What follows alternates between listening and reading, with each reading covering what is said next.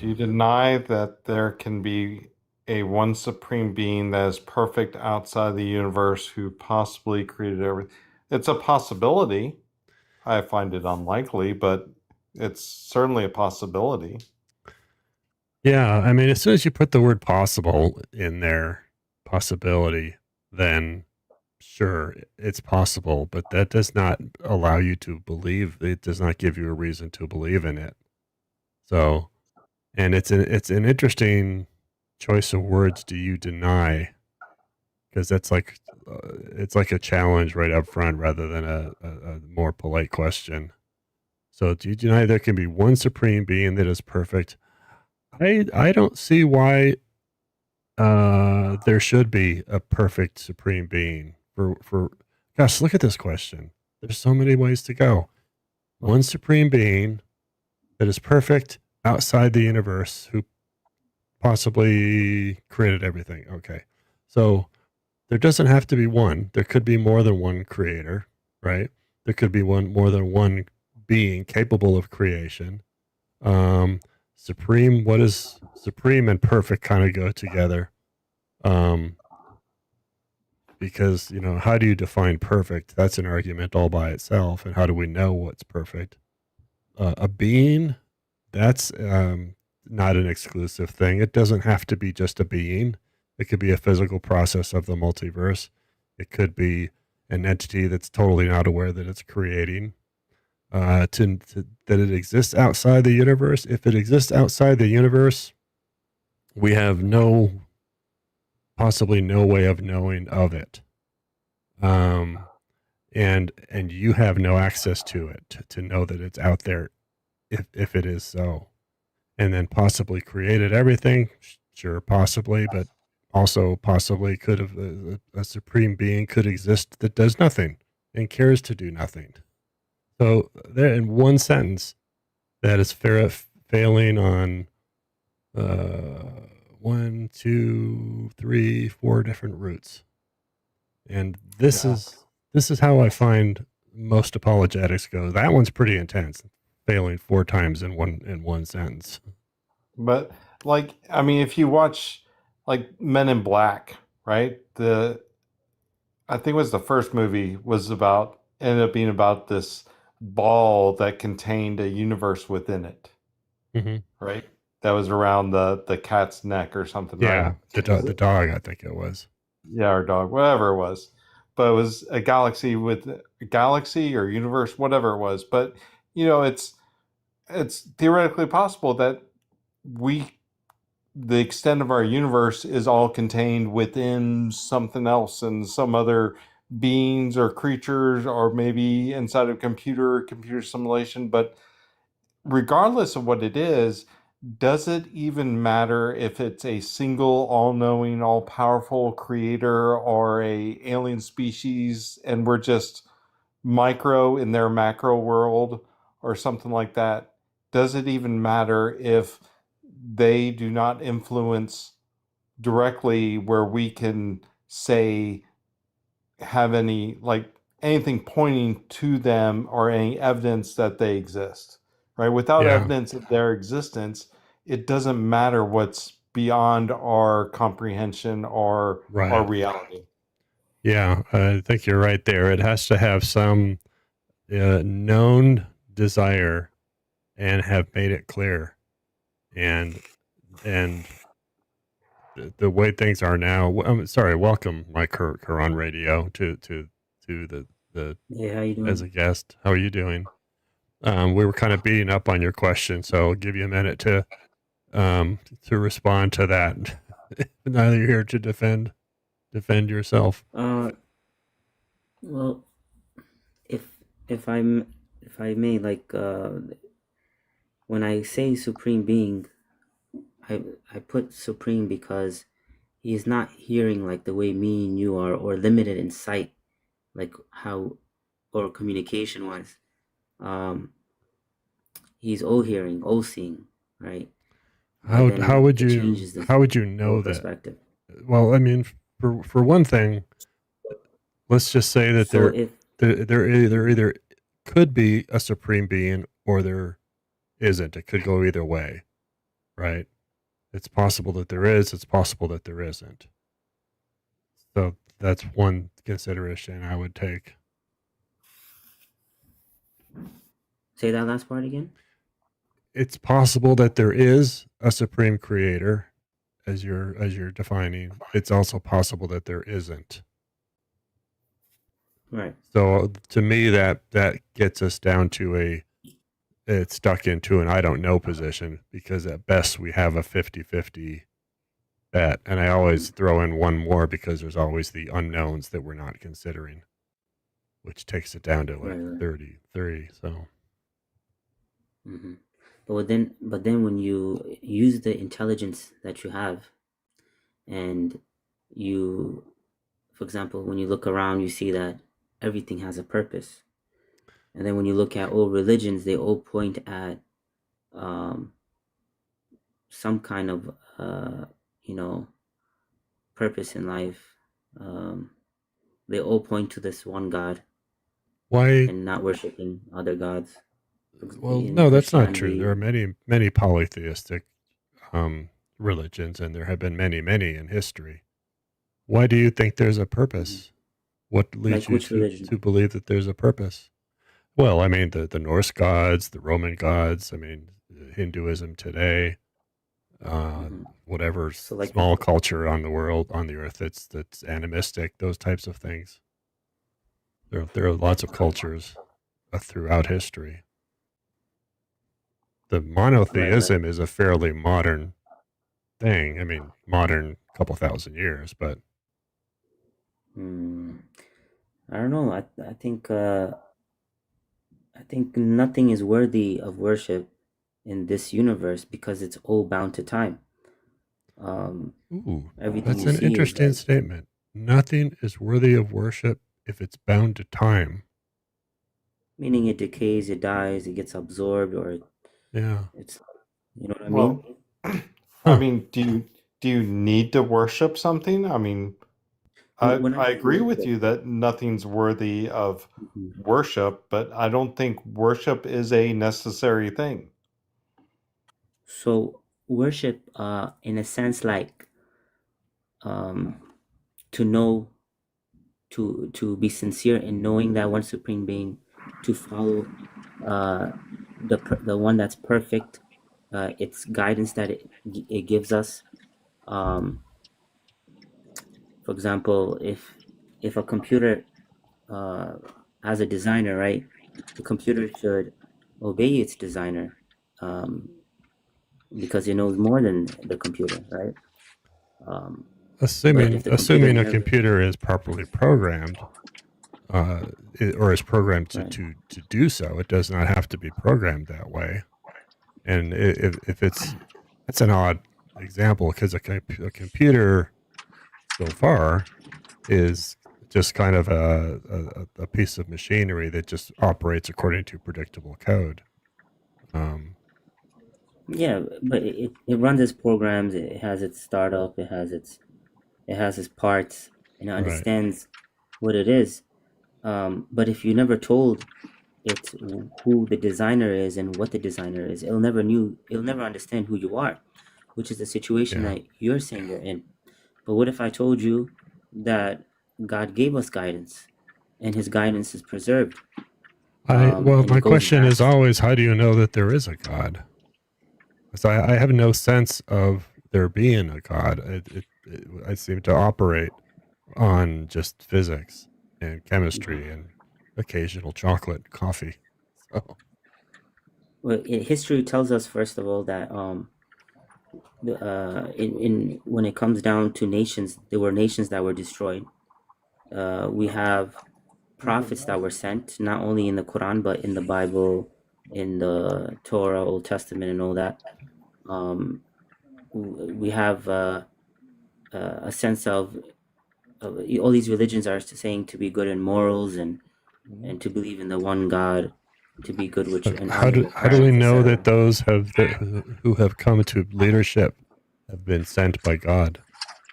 What if people are the one who took the message and used it for control and power? I wanted to ask a question. So Yeah, Go ahead. Do you think? Yeah. Do you think? So I hear this argument a lot when it comes to contemplating the existence of a God or not, and in the sense of like morality, they always ask about, uh, or they say that morals come like they cannot exist without a God. That's something that I mean, it's like I think is a bit of a fallacy, specifically if you analyze it a little bit more philosophically, right? And even biologically, morals. Even if you have ever uh, read any philosophy, of course, and I'm not an expert in philosophy, but I did read a little bit of Socrates.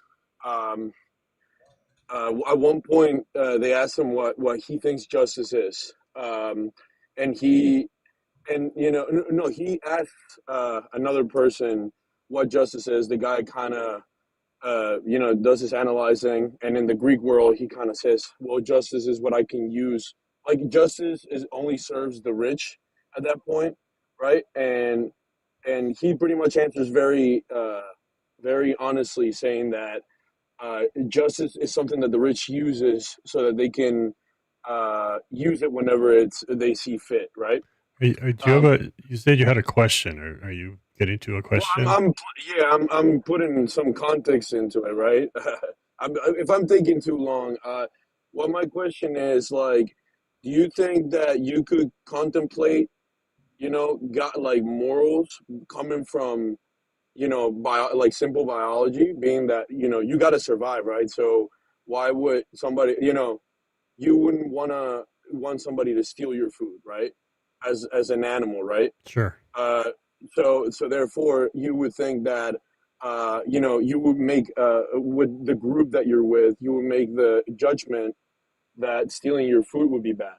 That would be to me like the place where morals are born, rather than like a divine being just Hmm. sending him and with all due respect, but sending imaginary like tablets with the commandments and all that stuff. I just think it's more logical that we are material biological beings. So, where do you see that morality only comes from God?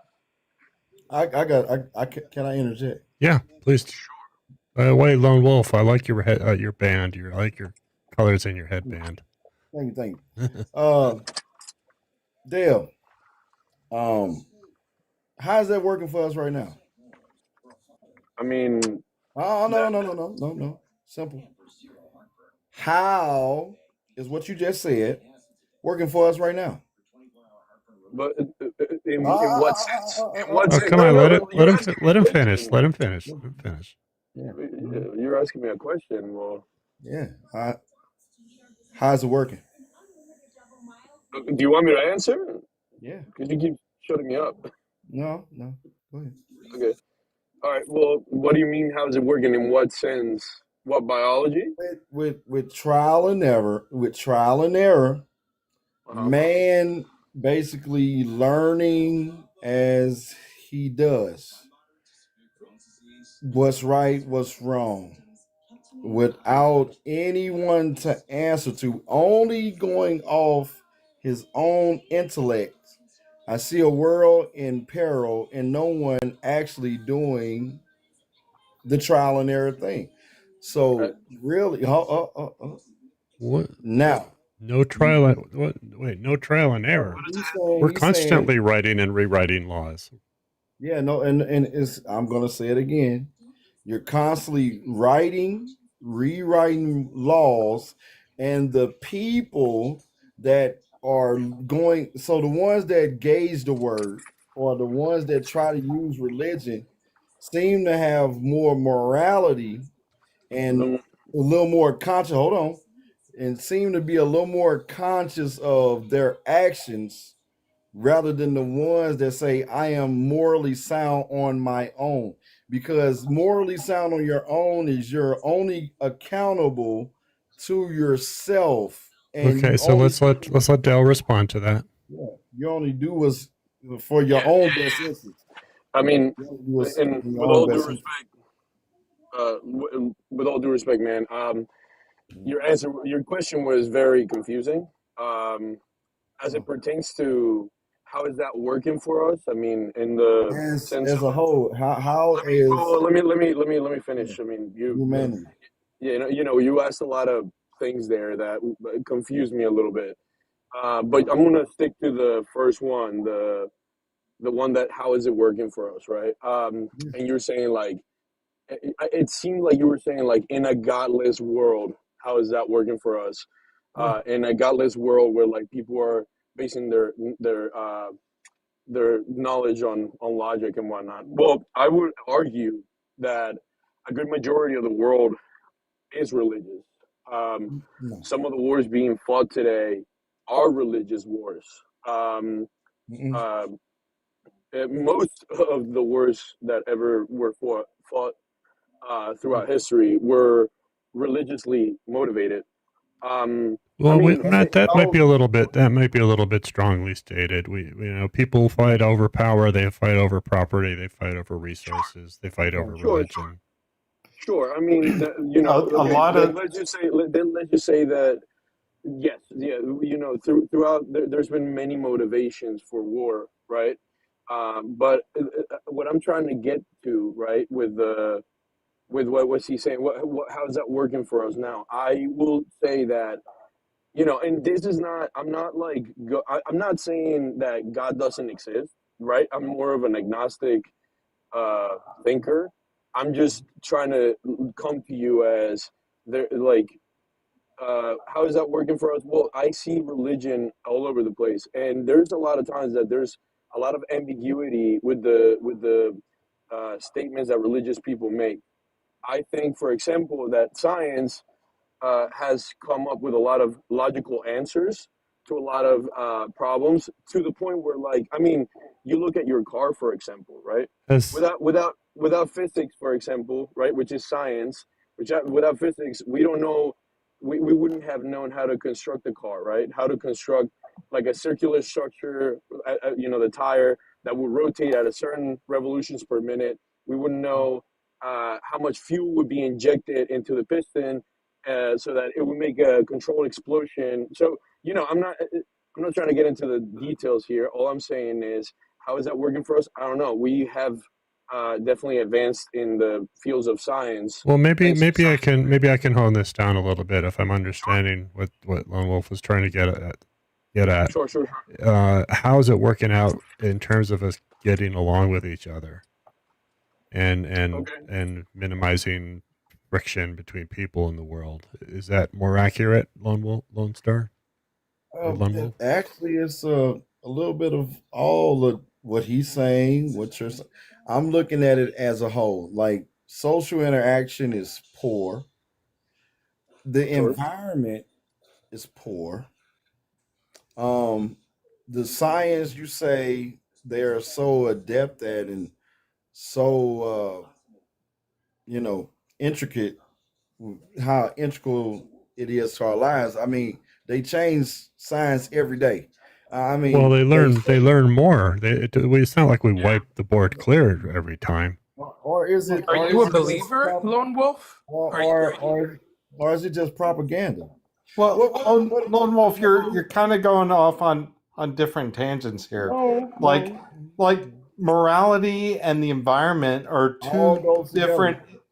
are All two goes together. different issues there. All Like goes the together. morality and how we treat other people and stuff is Are different you from the environment, which is oh, caused. okay?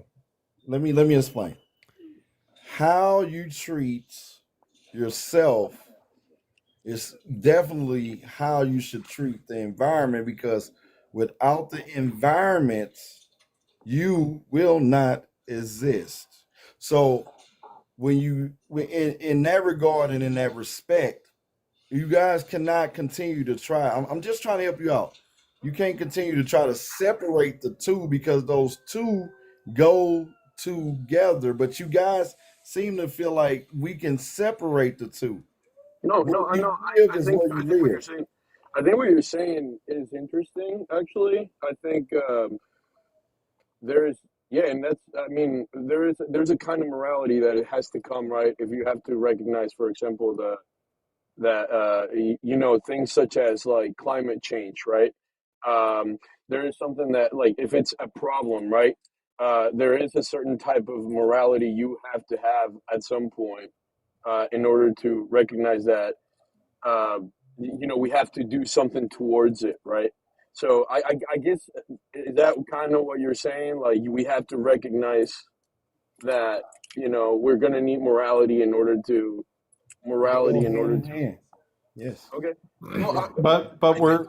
we're better off now than we have ever been. Oh, We're Yeah. more moral, Yeah. and there is no religion that I have ever heard explained that has in its records, in its history, a better moral code than exists today within society without religion. I beg to differ. Like Okay. like what? Give me an example. Let's What look religion? at morality per se. You can justify giving millions and billions of dollars away to another place that has a special interest in your heart because you're invested in this place based on, you know, military arms. And then you can let people just rot on the street, not be attentive to them. You can let your soldiers that gave All right. their lives. You're really vague there. Like, what religion are you suggesting is more moral than what we have in I'm today's society? saying, when you read, if you apply the religions now, Which religion? it could be either, all of them speak of charity. Which one? Give me an example. I'm covering all of them. See, I just studied all of them. So when you look at it from that standpoint, they all say you should consider your poor, that you should Right. treat everyone well. So These so are you're moral talking points. so And you're like I said, you can justify, hear me out, you can justify sending billions of dollars with your moral code. Now, let me say it, with your moral code, since you so much better, you can send millions of dollars outside of your country, not address anything that's necessary within your country, look like the biggest buffoons in the world to the rest of the world because you're trying to clean up somebody else's house and your house is messy. all right. That that seems to be more an issue of That's morality. sharing That's power morality. and wanting to have influence rather than religion versus non-religion. I think, Ralph, if you wanna answer, I wanna rebut that a little bit too. So Ralph wanted to talk the whole time, so you should, I don't know, you should give a point, but I Go wanna ahead. say something towards it too. Go ahead. Oh, okay. So you know, I think what you're coming at, Lone Wolf, and I hear you. I think, like, you're just like mixing up a couple here things here and there. Um, well, listen. With all due respect, I'm not. I'm just saying, like, I'm a little confused by the path you're taking, and you can clarify it. You can just clarify it. I think when you talk about morality, as it pertains to, you know, using it to save the world, right? Like, as in, you know, and I'm just putting climate change in the words that you're saying, because it sounds like you're worried about the world as a whole, right? I think that when you equate morality to a certain, you know, higher being, or like a religion or something like that. I mean, for example, I've never read the Quran, but I've read the Bible, and the Bible is a kind of like a collection of books that talk about really random stories that um, you can take bits and pieces and make your own assertions on these things, right? So when it comes to morality, I mean, you could argue it teaches morality, right? But you can also argue it teaches things that today we would see as barbarian things, right? Like, or like, you know, like stoning your neighbor because they're working on Sunday, something like that, right? I'm just saying, like, it's said in the So Bible. so Yeah, yeah. I mean, Just to finish up my point. just to finish up my point, Yeah, I Ralph, got you. I'll just use your. just last thing. Morality, I think, again, and just because I wanted to bring a little bit of philosophy in, Socrates describes it right as a virtue. Virtue being something that you do not gain unless you gain knowledge. So when you said that in the beginning, you made a point that climate change was something that we were being, or at least science was something that we were being manipulated into thinking a certain way about. I would say I would definitely encourage you to then read a little bit. I'm not a very religious person. I've read the Bible, but I definitely would encourage you to maybe read about like a little bit of science, especially especially when it pertains to like how climate change works, evolution, something like that, right? So that specifically ecology, biology, right? That is like something that it would be What something makes that you? What makes you think I don't know about bioscience? What makes you think I don't no, know no, about? believe me, I'm not Oh, saying that. I'm not saying that. No, no, no. Let me finish. Let me finish my point. I'll let you finish your point, man. Let me just finish my point. All I'm saying is, no, I don't. I never said that. or chemistry, All I said or was that you said. geoscience. What Listen, makes you listen, think I listen. know? All I said was that you said that for example, me as a science believer, I hear propaganda. That's what you said in the beginning. I'm telling you that if you're gonna go with the like science, right, and with like the like facts, studies, this and that, that's a virtue as described by Socrates. And when describing morals being the virtues that you gain through knowledge, then there it is. It's like you're gonna have to read. You're gonna have to do the work. So you can't just act like it's propaganda. I don't know how much you do know about biology. Like I'm not making any assertions. I'm just telling It's you that okay. It's okay. It's okay. Yeah. you said yeah. So Lone Wolf, the big issue there is that if you take any religion, they have, most religions have stuff about taking care of the poor and needy and stuff in there like that. And that's something that's in the Bible, especially, Jesus talks about, blessed are the poor and all this stuff, and how you should take care of your neighbor and all this stuff and the foreigner and whatnot. However, you can't take that and say, well, this religious code is morally better than what we are today, because you can't just pick and choose from that religious code the nice parts you like about it and ignore all the other parts about it. If you're going to take a religious code and say this is morally superior to what we have in society or without that religion, then you have to take the full thing. And I have not seen a religious code that's, most of them are, thousands of years old and stuff, that have anywhere near a morally okay stance in whole. Okay. So this is what I get. You talking about me cherry picking, and I'm saying you guys do the same exact thing to make your argument why you don't want to trust the moral equity or standards of those religions. You will say, "Oh, look at the barbarian, look at the vulgarity, look at the very measures that were taken." Yes, Right? if you're taking Now, I'll let you guys do what you do. You made your little assertion. You gave me your rebuttal. You made your argument. So, like I said, you guys are quick with that because you benefit now in some way. If you were in a different situation, treated differently, maybe you could sympathize. But I take it you're being treated in a sufficient way for you enough where it doesn't bother you, nor does it matter until it's too late. Now, Do you guys, see? Do you see any negatives coming out of religion, Lone Wolf? I mean, I can we definitely see where.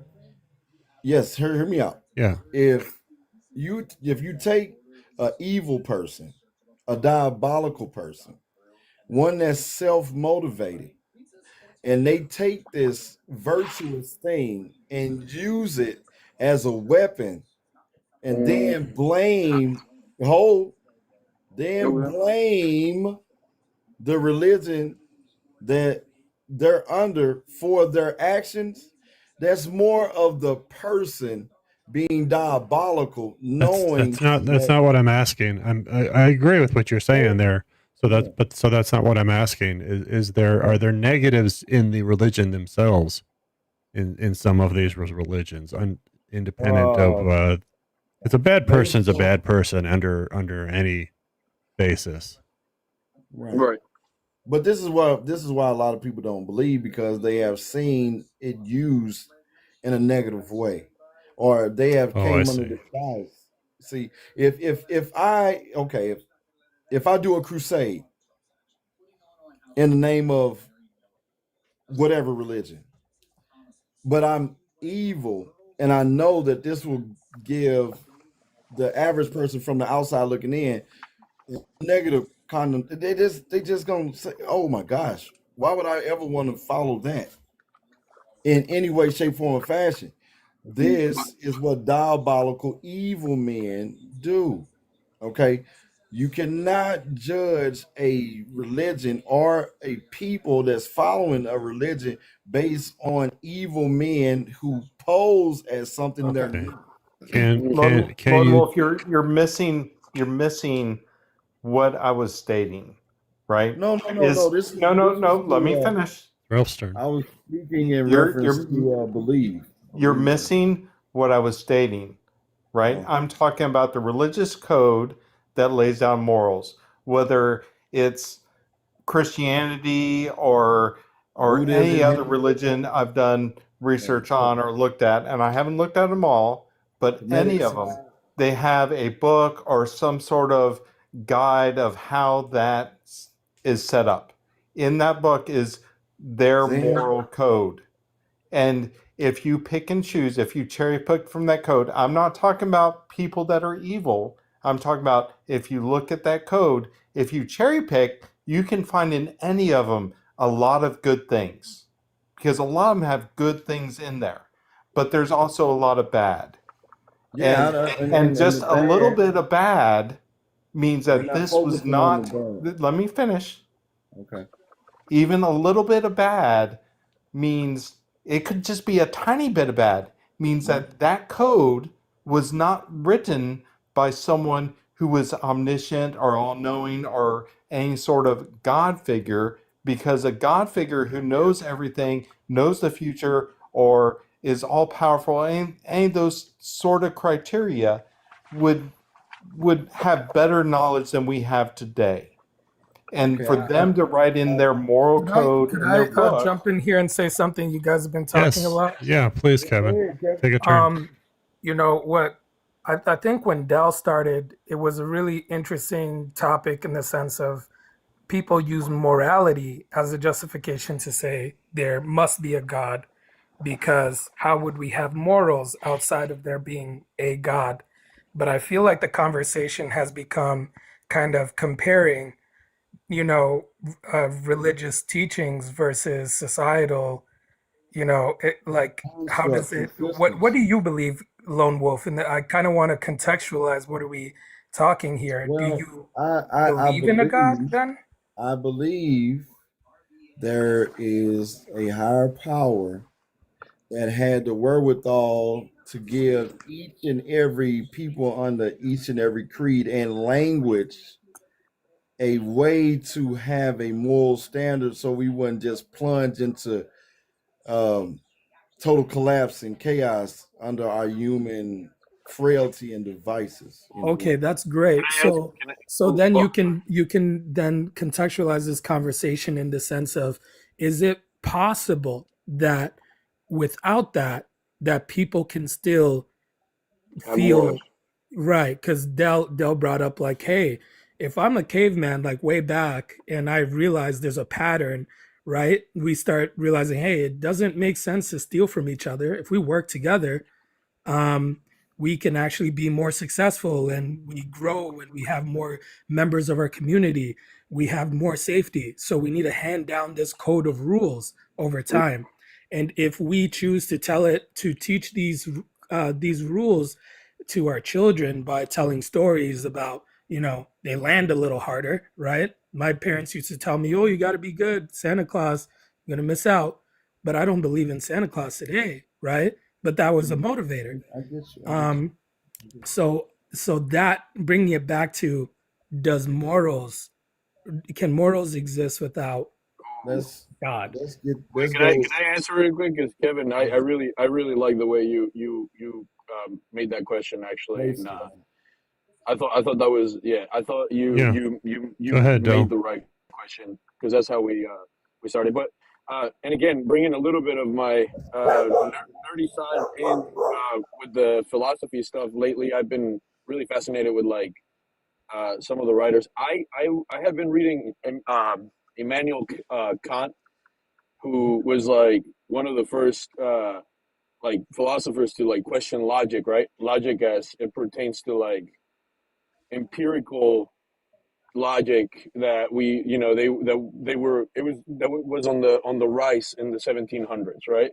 And Immanuel Kant, his best work is the book A Critique of Knowledge, no, A Critique of Judgment and A Critique of Logic. Well, just to make it short, in it he explains that logic sees things as an empirical, like like we see empirical data, we analyze it, we say this is what happens because this is what we see. But then he goes on to say, for example, that there's things a priori, as he says, a priori, there's a priori factors, right? A priori meaning things that come before the logic that allow us to understand what space, time, causality, there's a unity, there's different like, concepts, that transcendental knowledge, as he calls it. Anyways, getting really nerdy. All I'm saying is, no. I mean, I could get real nerdy too. I could say, well, let me just make my. I'm about to finish, Lone Wolf. All I'm saying is, he comes with these conclusions and almost makes like an argument that these are metaphysical, almost like God-given, almost like God-given, almost like God-given predispositions for humans per se, to be able to analyze logic and whatnot. But I my argument is, now Kant was active in the 1700s, way before like the theory of evolution was done, right?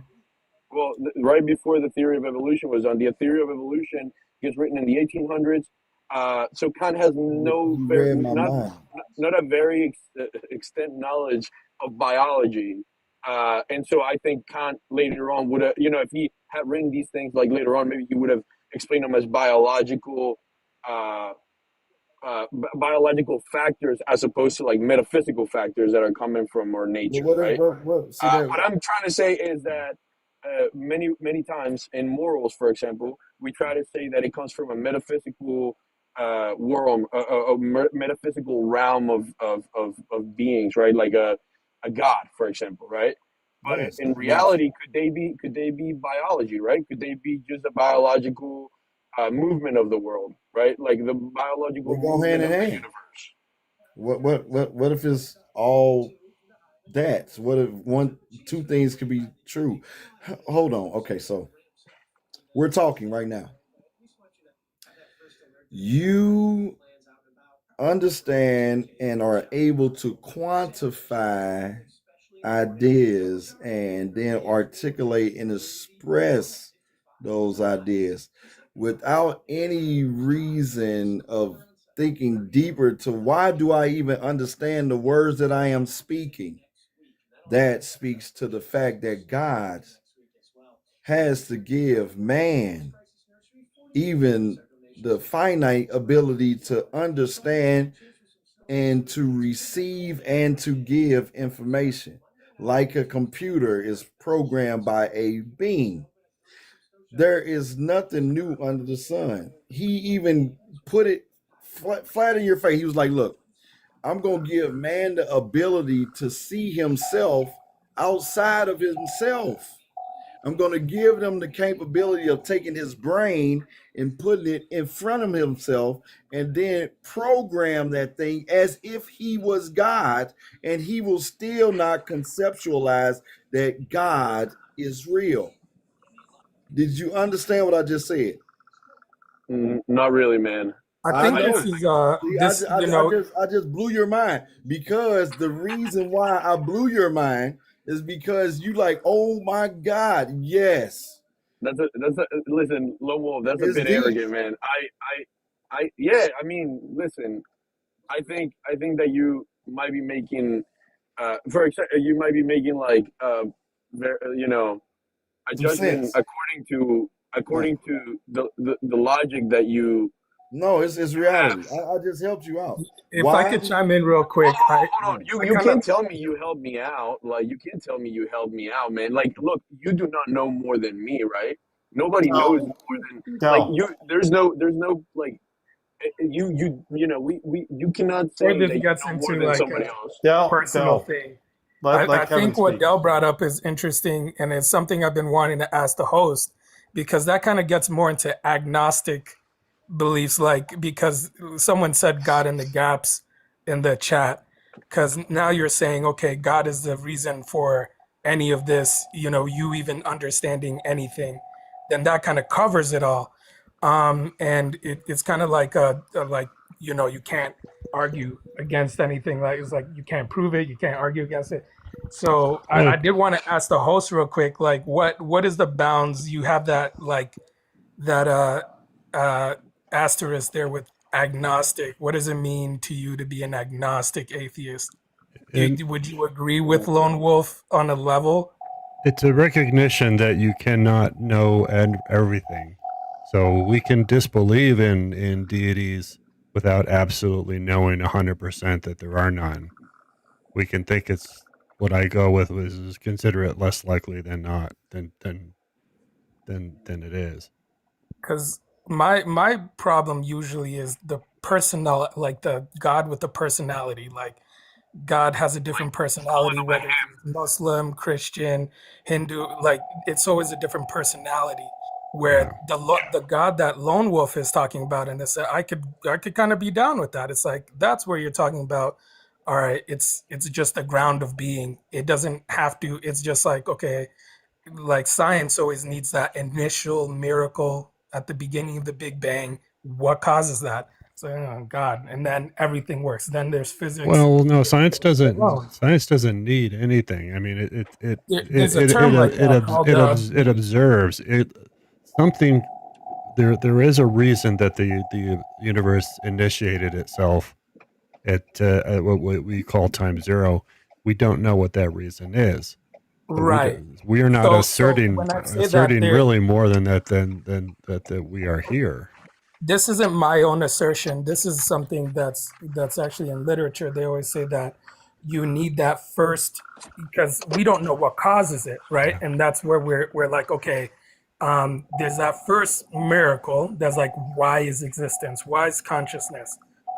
We don't have an explanation. So it's a miracle that anything exists. No, right? No, I'm not saying it's necessarily God. We don't know that it's a miracle. Right? That part of it is wrong. That's what I'm saying. If you don't, there could have area that we can never understand. Whoa! Let me finish. Because there's nothing that says we absolutely can't understand. It is possible that we won't understand it, but there's nothing necessarily miraculous about the beginning of the universe. It is just an area that we don't know about.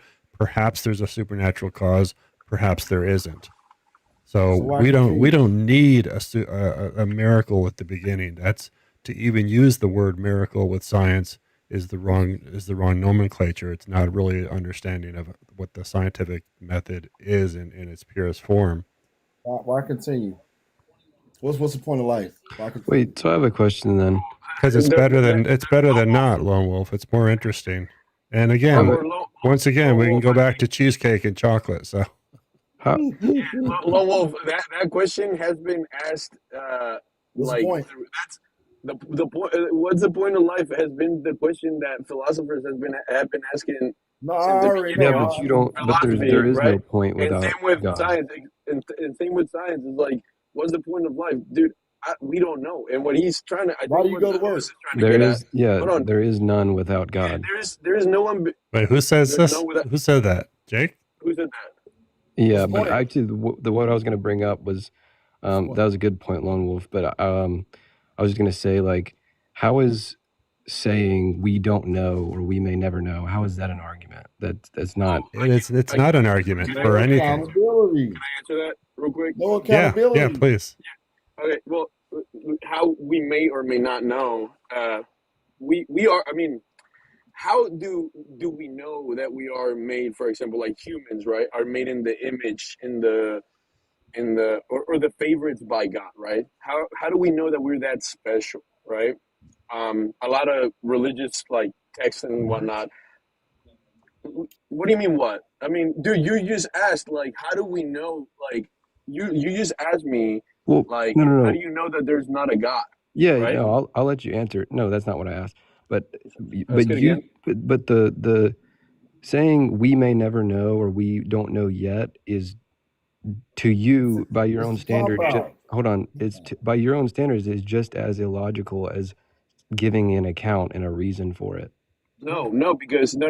Okay, so no, because science depends on empirical like evidence to say that something is, right? So you need empirical evidence to say that something is. If we don't have empirical evidence of a God, then I cannot say that it is, You right? believe in the Now, Okay, wind? is there a probability, right? Is there a probability of like aliens, for example? I mean, there might be a probability for aliens, right? So we can Sure. also not say we cannot say that. That's where I was saying like the Yeah. agnostic argument is that we cannot say no, right, as a concrete statement, but we can also not say yes because we don't have the empirical evidence for it. I would like to So respond to that, but Where's I'll let you guys finish. Yeah, Kevin, go ahead. At some point, I'd like to air? respond. Go ahead, Let's Kevin. let's deal, yeah, sure. let's deal with air. Oh, okay. Well, there's an interesting thought experiment about this because I strongly believe that the problem with science is that it can't really account for everything and the whole experience that there is of being a Kevin, person, of real being quick. conscious. So I have a thought experiment, if you would indulge me. Yeah. Kevin, Can I? Kevin, real quick. I wanted to. You said something I literally just mentioned. Just and sorry to interrupt you, but when I was mentioning Kant, Kant's critique of logic, right? That's exactly what I said. There's like what Kant was saying is that we cannot know, right? Like empirical evidence is not like the whole of it, right? We as biological beings, right? He describes knowledge that we have a priori, right? Like the knowledge of space and time, He and left. I and totally he got kind you on of that. and he kind of like attributes it to like kind of like a divine thing that we have, like. But Yeah. again, Kant I did think not know about biology. Kant needs some more education on Oh yeah. biology Kant did not know about and biology, evolution. right? So let's not Right. Kant, go too far with Kant. Kevin, no, I'm just that's what. let's But no, let hold on. Kevin Oh, state his question, that's what I please. was. So Sure. there was I there. was just saying that. I was saying that he did not know about biology. He was way behind the Right. times in biology. So yeah. I would say he was onto something, and this is why. There's this thought experiment called I might be wrong on the girl's name, but have you heard of the thought experiment about Emily's room? Right? Push your mic away a little bit, Phil. Sorry, am I loud? No, Phil. You're good. Go ahead. Sorry. Okay. There's this thought experiment called Emily's Room where they say this girl named Emily, she's in this white room. There's nothing there, right? And she's been told about color. It's colorless room. She's never experienced it, anything, but she's given all the scientific information.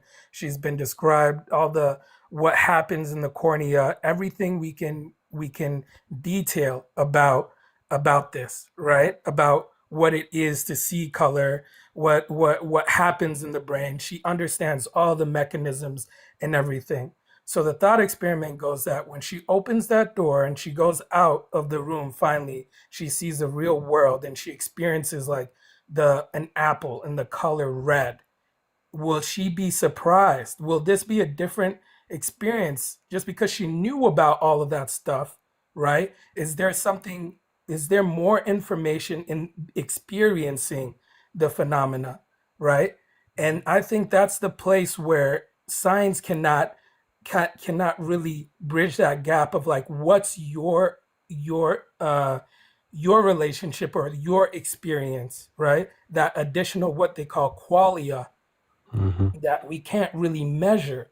There's going to be these experiences that people have that are not measurable, but I, we I do know somewhat they I somewhat fundamentally disagree with that. exist. I somewhat disagree with that because we can repeat an experiment. We can give people an apple and So how would you have them measure taste the or apple and then have them experience? describe it, and then we can bring in another person who doesn't know what the other one did and do the same thing. We do this over and over and again, and you're going to get some overlap in similar things about texture and tartness and the various things like that. So science can go part way down that road. Not Always completely. going to You're be right, that not gap of completely, but knowledge where you can't measure. And I'm talking about, and if you're familiar, I'm also, I actually graduated with a science degree, bachelor's in biochemistry, all of that. So I'm very familiar. But we always know that there's certain phenomena that we're not able to measure. Even when we get to quantum mechanics, when I did Quantify. inorganic chemistry, there was always that issue with the observer effect in so many ways that you can get different outcomes based on even just your perspective. So Emily's experience with the color red is not necessarily going to be a quantifiable thing that we can say, oh, we've captured exactly what Emily experienced. not completely. But I think it's overstating it to say that we can't get something out of it. Sure, you can get up to a point, and it's the Yeah, same thing I'm saying yeah. about that's the limitation of the scientific method, and I think that's what Immanuel Kant will be talking about here, where there's going to be this Variable. unquantifiable experience that's always going to be real to you. You might experience it, but it's not capturable by science in a way. And in those gaps, when someone says God in the gaps, right? That's the area where I'm like, okay, there's always going to be some place that you can't see. Well, You, but here's the problem with that, because if your argument and believing in God is God of the gaps argument, And people I'm not almost saying always are. in God in the classic way. I don't want to be misconstrued or like People I'm almost saying. always are leaving out the option that perhaps there is no God. mm, Can you say that why is again? the variable? Hear me out, guys. Why is there a variable? Ask yourself that. Why is there a variable? Periods. Why is there a God? Why? Just hear What me do you mean out. by define variable, please? Why? We know No, what it no, is in no. math. Why What come do you you mean by the can't? word Why come you variable? guys cannot figure if we are the hyper intelligence Right. and we are the evolution? Why haven't we finished the variable? Why can we not? What is variable? What are you talking No, about? no, What are you no. talking The about? existence thing. Why can you not Existence. finish the whole equation of life? Because we are If no, finite. no, no, no, no, no, no. See, Because you we are gotta let me finish. finite. The No, see, but why are you finite? the Listen, answer to no, life, no, the no. universe, and Period, everything is period. 42. Okay? See, There we it's have the because you solution. don't know. This is so simple, man. You do not want to have accountability for yourself. This variable is No, going no, no, to no, no, no, no, no, no, hold No. no, on, hold no. on. Let me finish. Lone Let me Wolf, finish, stop, guys. stop, Let me stop, finish. stop, No, let me finish. No, Let me Lone finish. stop, Wolf, you're not making any sense. Lone No, Wolf, it Stop, makes stop. stop. plenty of sense. You're not going to get to this variable because you know There's you're no variable finite, that you're talking and that about. means there's something that is over you and that's able to finish this variable and put So, you in okay, place. Lone Wolf. what are you suggesting, Lone Wolf. What am I What's suggesting? the alternative that you're Since you suggesting guys here? are since you are the evolutionary thing, and you guys continue to so-called get things right here and there, and it's not this puppet master that's helping you get these things right, because it's very well the puppet master that's helping you get the answers in the first place. What? You guys are the pinnacle, and you are evolution. Not. No. I know you're And not. I know. Lone Wolf, Believe me, I know you're you're not. I know you're not. Lone I Wolf. know you you're not. know I'm not. No, Wait, hold on. I don't get Listen, the point here. I don't get the point. Lone Wolf, I want you to make a point. and listen, The you say point that is the I'm not. variable I'm is not. I the wasn't trying to be variable was rude, man, but placed you there so you would see that listen. there is a divine thing about life. There's something beyond you. There What's the is evidence a of the divine? creator Okay. working things and Okay. helping life. Lone Wolf, Well- I need to move on because you're not quite. Yeah, and Lone Wolf, you're with all due respect, define man, you're not. define what you're talking about by the variable. Yeah. The variable is the very thing that says that there's a God. See, as long as you cannot solve all things and you cannot explain all things, even though you are evolution and should have be at as All right. how many years? No. Okay, How many Lone years? Wolf, stop. How Let many me years respond. of existence? How long have Lone we Wolf, been here? stop. And no one has Stop. got to the variable. Lone Wolf, with all due respect, man, you said that like you. Hold on, Del. No, it's because I know. Lone I Wolf. do. I So, seriously do know. But I'm Lone just Wolf, gonna let you guys keep Lone running Wolf. around in your mire. Lone Wolf. Yeah. All right. So you're missing some basic No, I'm not missing ideas anything. there. Is I'm gonna let you guys you're continue. assuming that Very arrogant. You said that you blew my mind earlier. You didn't say anything, man. And I'm No, not trying to it's be okay. insulting. It's okay. Hey, I'm I'm not gonna have a trying to be live in the insulting. morning. Hey, Lone Wolf, Dale, you're I'm gonna have a assuming that live in we're the the morning. pinnacle of I'm gonna have a live in the evolution, morning, and that guys. we think that And I'm the hopefully goal the of sun will be evolution is up to tomorrow. result in us, and that's not what's the Take a case. shot at Omar. Hey, can I I'm not gonna fight with you I guys have a- anymore, but it's been I have- fun. I'm gonna I come have a- back. Believe. hold Let on, me y'all. know when you're doing. Send me an invite, man. I'm You here. know, I'm here Monday, Wednesday, Friday at 7:30 Got you. all the Peace, time. Lord, guys. Peace, Lord. All right. Hey, everybody. Take care, Peace, Lone Take care, Wolf. man. All right, guys. Take care. Be blessed. Yes, sir. You too. Hey, how's everybody? Hey, good, man. Omar. What did? Wow. So before I give a different perspective, who on the stage feels that they're the most qualified from a scientific standpoint to have a conversation? Who on the Humbly. stage? Yeah. Well, we have a room. So let's ask whatever you want to ask, and we'll see where. Like who's Where it qualified? goes. Like with a biology degree or something like that. I'm a retired With- pharmacist. I have a pharmacy, biology. All right, I have but before we biology. get in that, I want to make a response to Lone Wolf that I didn't get to finish. Okay. In that, cut me His- off, man. It's like hold on a second, Omar. Yeah. But I'm just saying I was talking and you cut me off. It's like that's No, hold, all right. Let me, well, that's Hold okay. on a second, Omar. Omar, yeah, we'll come back right back to you. Let's just finish up with Lone Wolf. Just be a second. So the huge issue there is, one, we're not, like, evolution wasn't guiding to make humans, and humans are the pinnacle of evolution. That's not how evolution works. Number two is we don't have to have a purpose and all this other stuff. And I was going to say something else, but now it's forgotten. So whatever. You go ahead, Omar. Sorry. Well, Thank you, bro. I think what he was saying was that you have no justification for knowledge, so you can't appeal to knowledge claims. Like you backdoor and say you don't know or you may never know, which is not Oh. it's not a justification for knowledge claims. Oh yeah, that's what I was gonna say. Is the I don't know is a perfectly acceptable answer when you don't know. That is something you can say unequivocally is I don't know. It's okay to not know. And that is, I think, an origin of most religions is people saying, I don't know, I need to have an answer. And it's then I make up something. part of the evolutionary process is that trying to find the answers builds a better person or whatever, involved in that.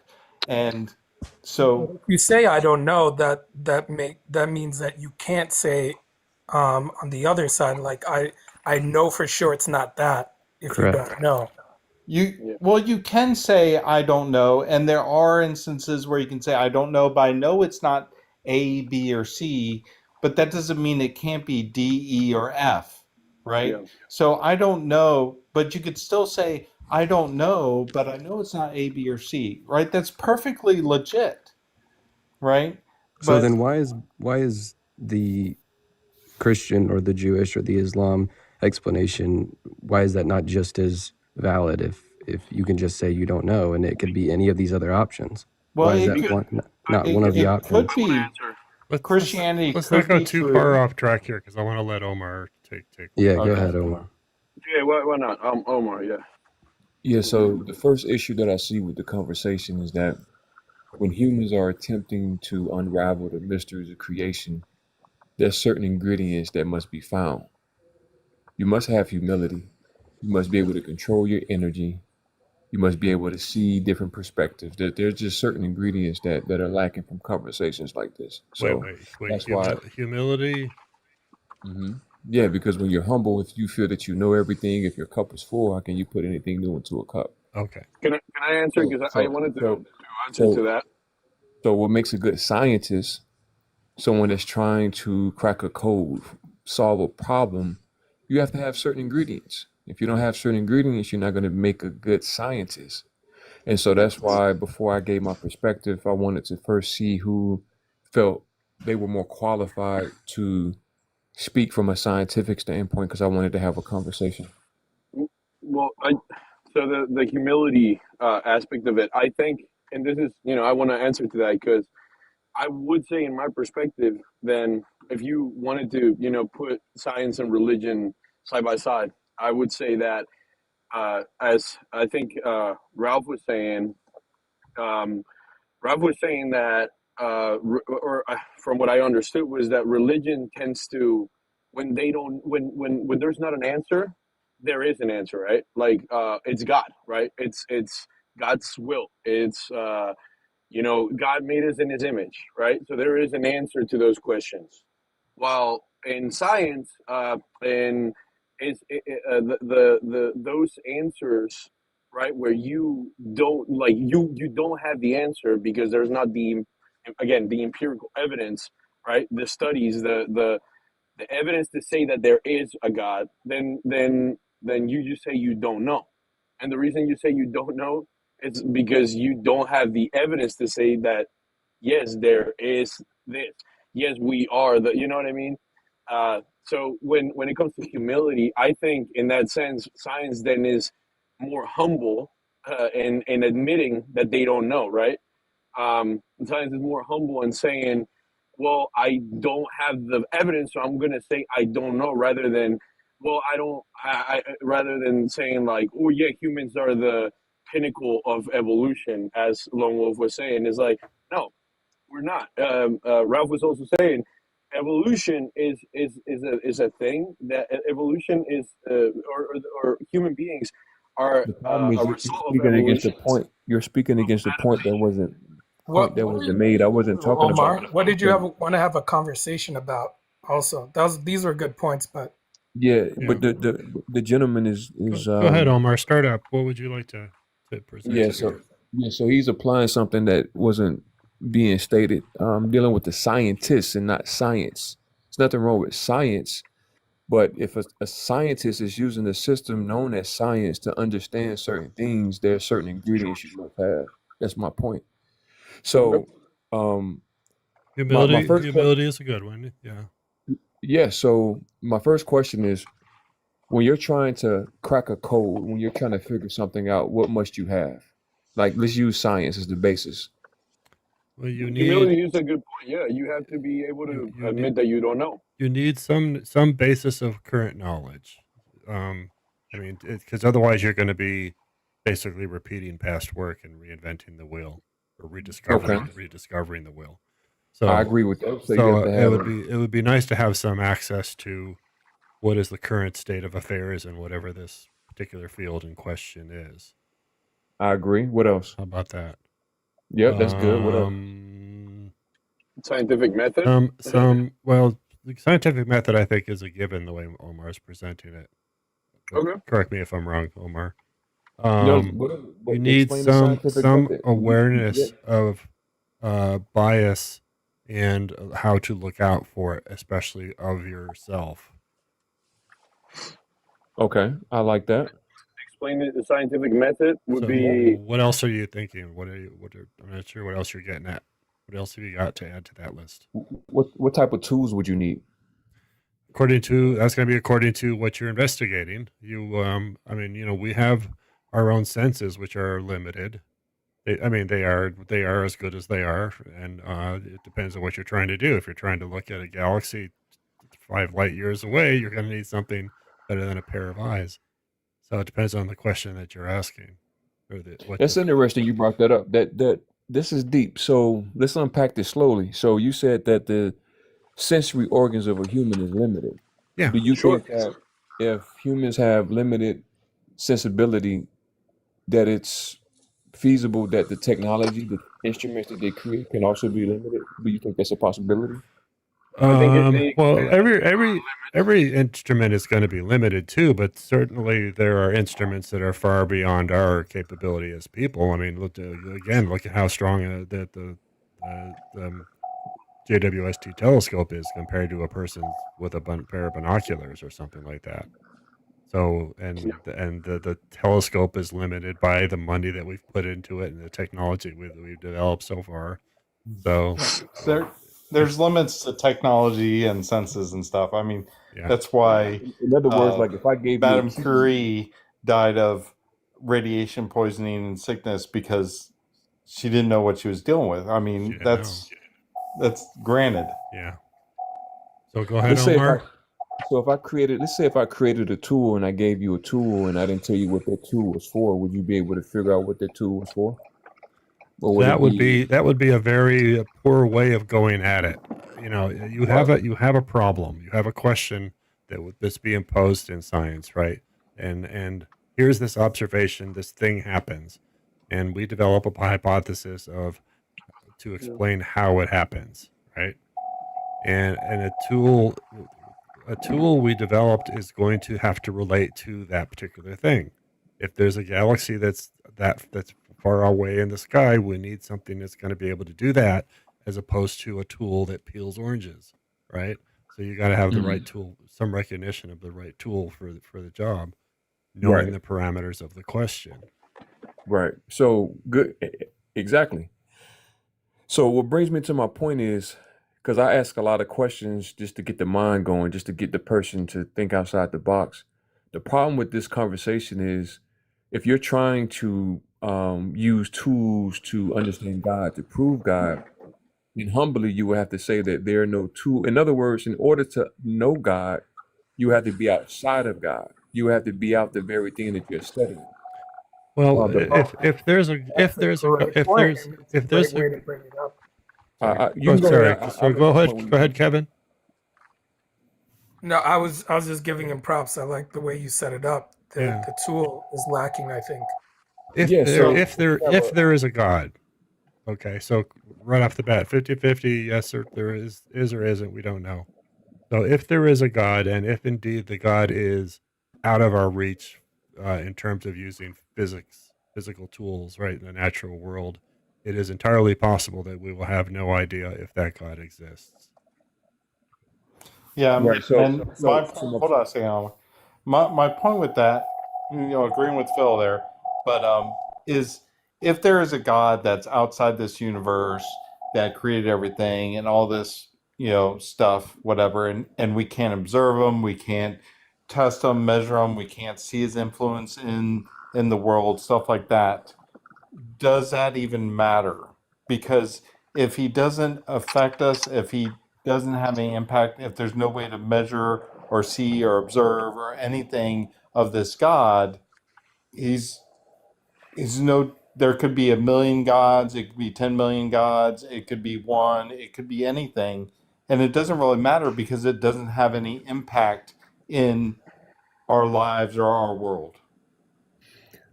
You're not. I see what you're saying, but I'm trying to, because I know the end point of my perspective, and I think you will find fruit in what I offer. So let me ask you this: when it comes to sacred things that you have in your life, like your social security number, your bank account, is there anyone in your life outside of you that you trust with your life, with your sacred information, like social security, bank information, at the moment in your I life? don't think there's a few people for most people, Like parents. spouses, possibly parents, possibly children.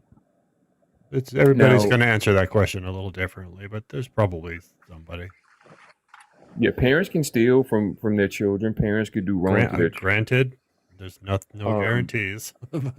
but are there people in your life that you initially didn't give information to, but then based on a relationship, certain things happen where you say, you know what, this person is someone that I can trust based on X, Y, and Z. Has anyone You're in never going to be able to trust 100%, but you trust, which is you get close to it. It's right? confidence, right? People trust a lot. You're getting close to absolute Perfect. trust. I So, mean, we know that there are parents who steal from their kids. We know that there are kids who mhm. steal from their parents. So it can. but So right, you just walk with me. I'm trust me. I'm going somewhere. It's this. I think it can okay, be fruitful. keep So, going. but we can agree that there's a methodology that we use as humans to determine who we allow to get close to us and who we Yeah, don't. Just generally like speaking, you. yeah, sure.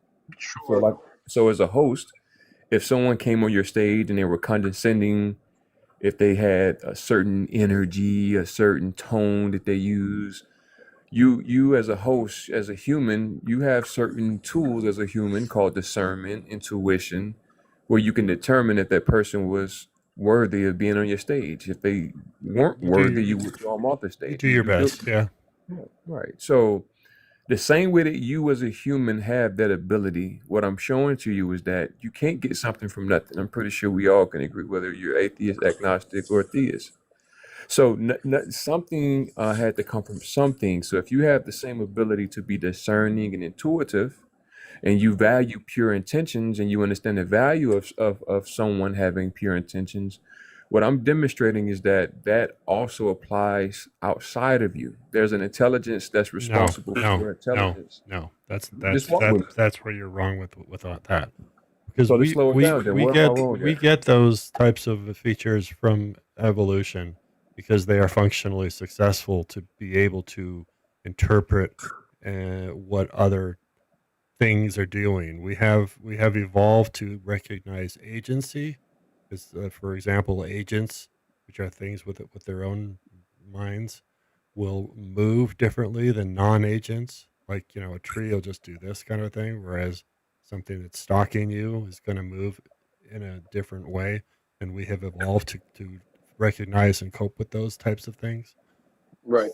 But the So point is, whether you call it evolution or not, those things still exist: discernment, intuition, etc. It didn't come out of right, thin air; it came from somewhere. it Just like does not mean it came from a maker. Being, yeah. It has come from increasing complexity of biology by but way of evolution. right, but based on you even saying it the way you said it, Phil, that shows me that you are stubborn. Why? Because you're not even seeing where I'm going. You basically you. I didn't say anything No, about it. you can correct me on it. You can correct me. Feel free, Mhm. or challenge I me. didn't say Feel free. God. I didn't say God is responsible, but what I'm saying, something is responsible for that very thing being there. If it didn't How, have the why can't that makeup, thing be evolution, Omar? I didn't say it didn't, but How do we know something was involved? I mean, you're presupposing that something caused all this, whether it was the origin of the universe or the do you origin not have that of ability? evolution, but you're saying something was involved. Like there Yes. was a time before, Mm-hmm.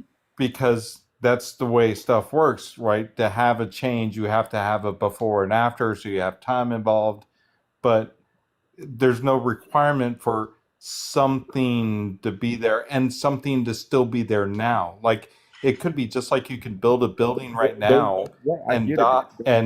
and no Mhm. longer be around and the building still be there. something can start something and no longer be present. That's also true, but still, we in order to have a fruitful conversation, you have to have a common ground. We can agree that those things exist. The dilemma is trying to prove what's responsible for certain things within creation. Right. I'm Well, trying to show you a divine methodology to answer certain questions, and basically, and I'm gonna yield with this. What you will find is that what you're looking for, you're not going to find the way that you're trying to find it. It doesn't happen that way. Why? Because if let's just say if I could prove that God exists, and if I can prove that God exists, then we can agree that, wow, it takes a genius to be able to produce what we have in life in terms of the atoms and the molecules and the air and the trees and how things work. And so, hold on, just hear where I'm going, because I don't even, just hear me where I'm going. Just hear me with your heart. Keep going, Omar. Keep going. Yeah. So what I'm saying is, what you're trying to find, you will realize, you'll be like, okay, if I want to figure out God, prove God, I have to have some very sophisticated equipment. There are certain ingredients that are needed to find the creator of all creation. And you will find that you're not gonna, what was that? Because when you say to find the creator of all creation, you assume you bundle in there that there is a creator of all creation. That is something that we don't know. it's an assumption. There may be, there may not be. Right. But what I'm saying is, if there is, then you would have to have certain tools to find that. And if you are interested in Falsifying finding the that, hypothesis, right? Not necessarily, Omar. It could be that it's not possible to find it. Yes. Yeah. But well, it's not possible right now. Take us a little further down the road. Keep going. Yeah. You're right. It's not possible right now. We're limited. Not only is the body limited, and we agree with that. You said the senses are limited. The things that we create are limited. This is why no humans can replicate the pyramids of Giza, for example. No humans can replicate that. So, Well, we could. no, they We can't. just have no reason to. No. It exists. Clearly, somebody did. Right. It's there. Clearly, But there are no tools. You're misunderstanding. The pyramids of Giza, right, are man-made structures, and we can replicate that if we wanted to. It's just there has to be a desire to replicate that. Just like we went to the moon. If somebody could, they would, bro. Trust me. Don't. Have you ever been to the Luxor Hotel in Vegas? Yeah, no, that's a pyramidal structure is different than how the actual pyramids of Giza were constructed. Yes, and we could recreate it if we wanted to. We could. Current technology is definitely there. Could I bring it back to something you said that was really fascinating, though? Yeah. In the thought experiment where, let's say this the universe is a virtual reality, just to make things concrete, and we're living in here. It simulates the world, but somebody created it, right? And you could say, okay, that by definition, if that would be the God, right? In the same way that we create virtual realities or whatever, and you create a whole world inside of a box. Just for the thought experiment, I see you shaking your head, because you admitted earlier, if you were just an entity in that, right?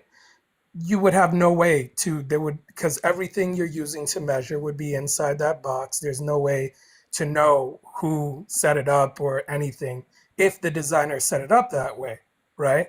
And that's more of what I think. But what Ralph said was interesting. What does it matter then? And I think that's where my sense of agnostic, when I consider myself an agnostic, is that, okay, how do people use these beliefs as well? Like, okay, at the basis, I don't believe there's a God in the way that everybody looks at it, but the way that it matters is the way that these beliefs affect us.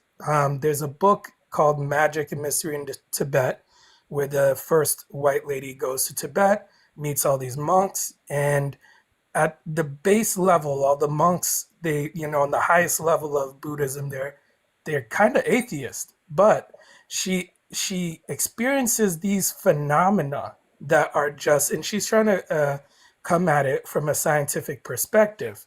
but she could see how belief in these entities, right, that the lower level Buddhists will say, okay, there's some kind of entity or spirit inhabiting this place, I got it. would it would cause like some almost like a mass illusion or mass, or they could conjure up incredible abilities, run really long, and etc. And I think what really matters when we're talking about these religions is that belief aspect, because it affects our world whether those things are true or not. The way that they affect us, in the same way we create entities like belief in money, you can't really measure what that is, or an institution. Like if somebody destroys the White House, did they destroy the United States?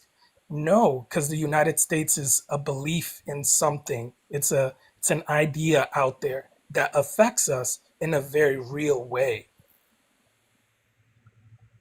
Okay, Yeah. that's cool. Yeah, I feel like that got a little bit into the philosophical thinking of how we perceive things, and then we categorize them, and It's like, we why does God matter, right? Does God matter if we can't measure him, or science can't do this?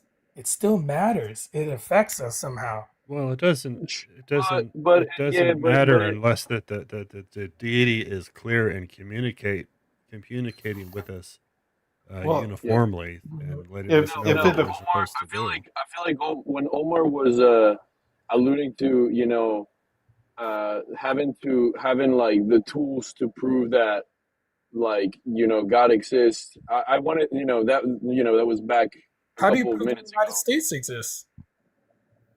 No, yeah, I mean, yeah, like you said, the United States is an idea that an idea like a set of ideas that we see as like representing a nation, right? A nation is like a conjunction of communities and states and all this stuff.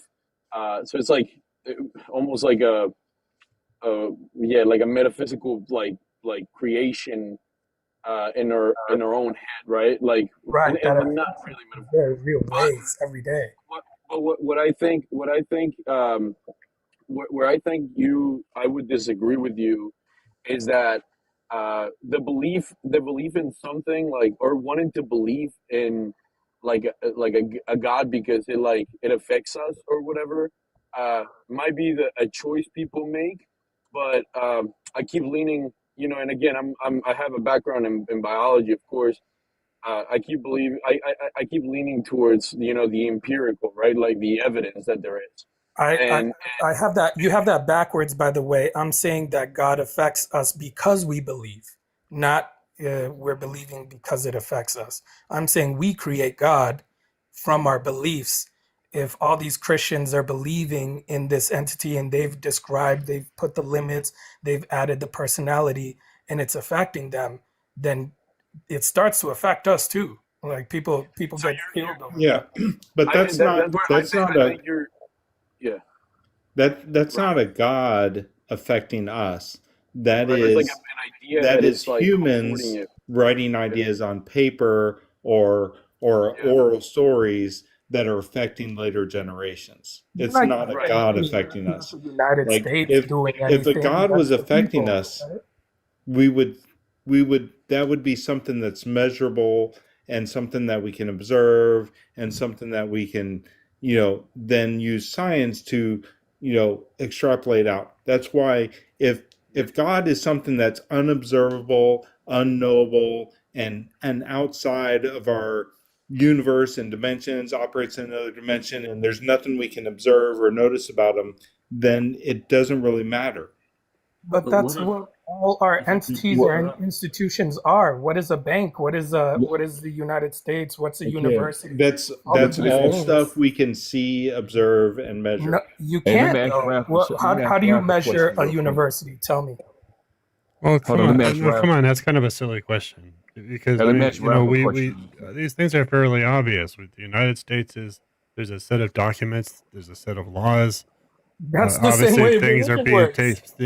taken apart right now to some That's the degree. same way religion works, isn't Let me it? ask Tell Ralph me a I'm wrong. question. I'm like, these guys have a Yeah, book, a but see, set of there's a laws. the difference Everybody between believes in it. religion and ideological other institutions is there's a sacred element that rises the people to put above the civic Die institutions. for your country. Sorry, unalive yourself for your country. We have the same kind of religious Yeah, terms for our nation and our, right. because the nation's not a thing that we can measure or say. Is it Well, the people? Is it in I their think hearts?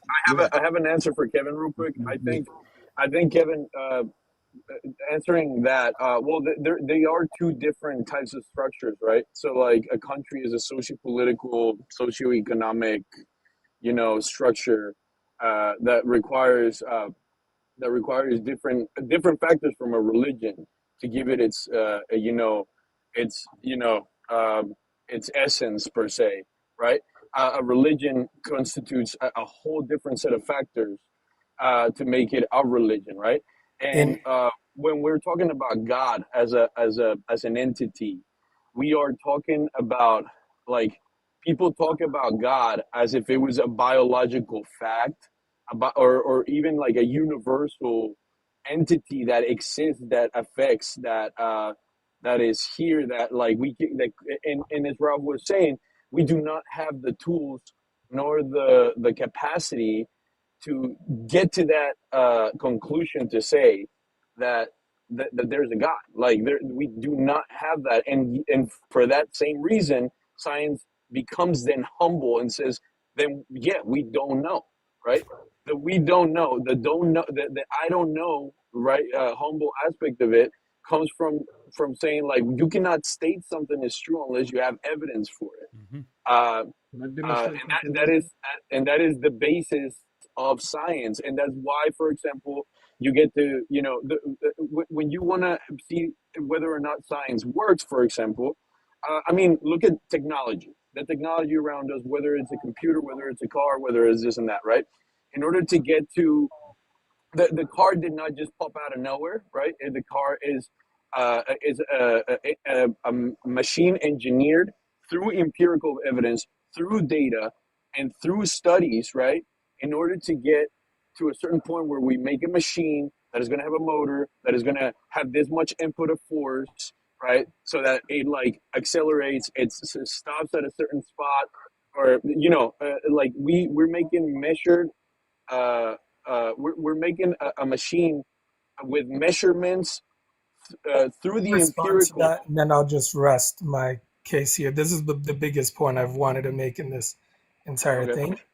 just let me just finish my point real quick. It's just like, at the end of the day, if whether science is working or not, I mean, again, just look at technology.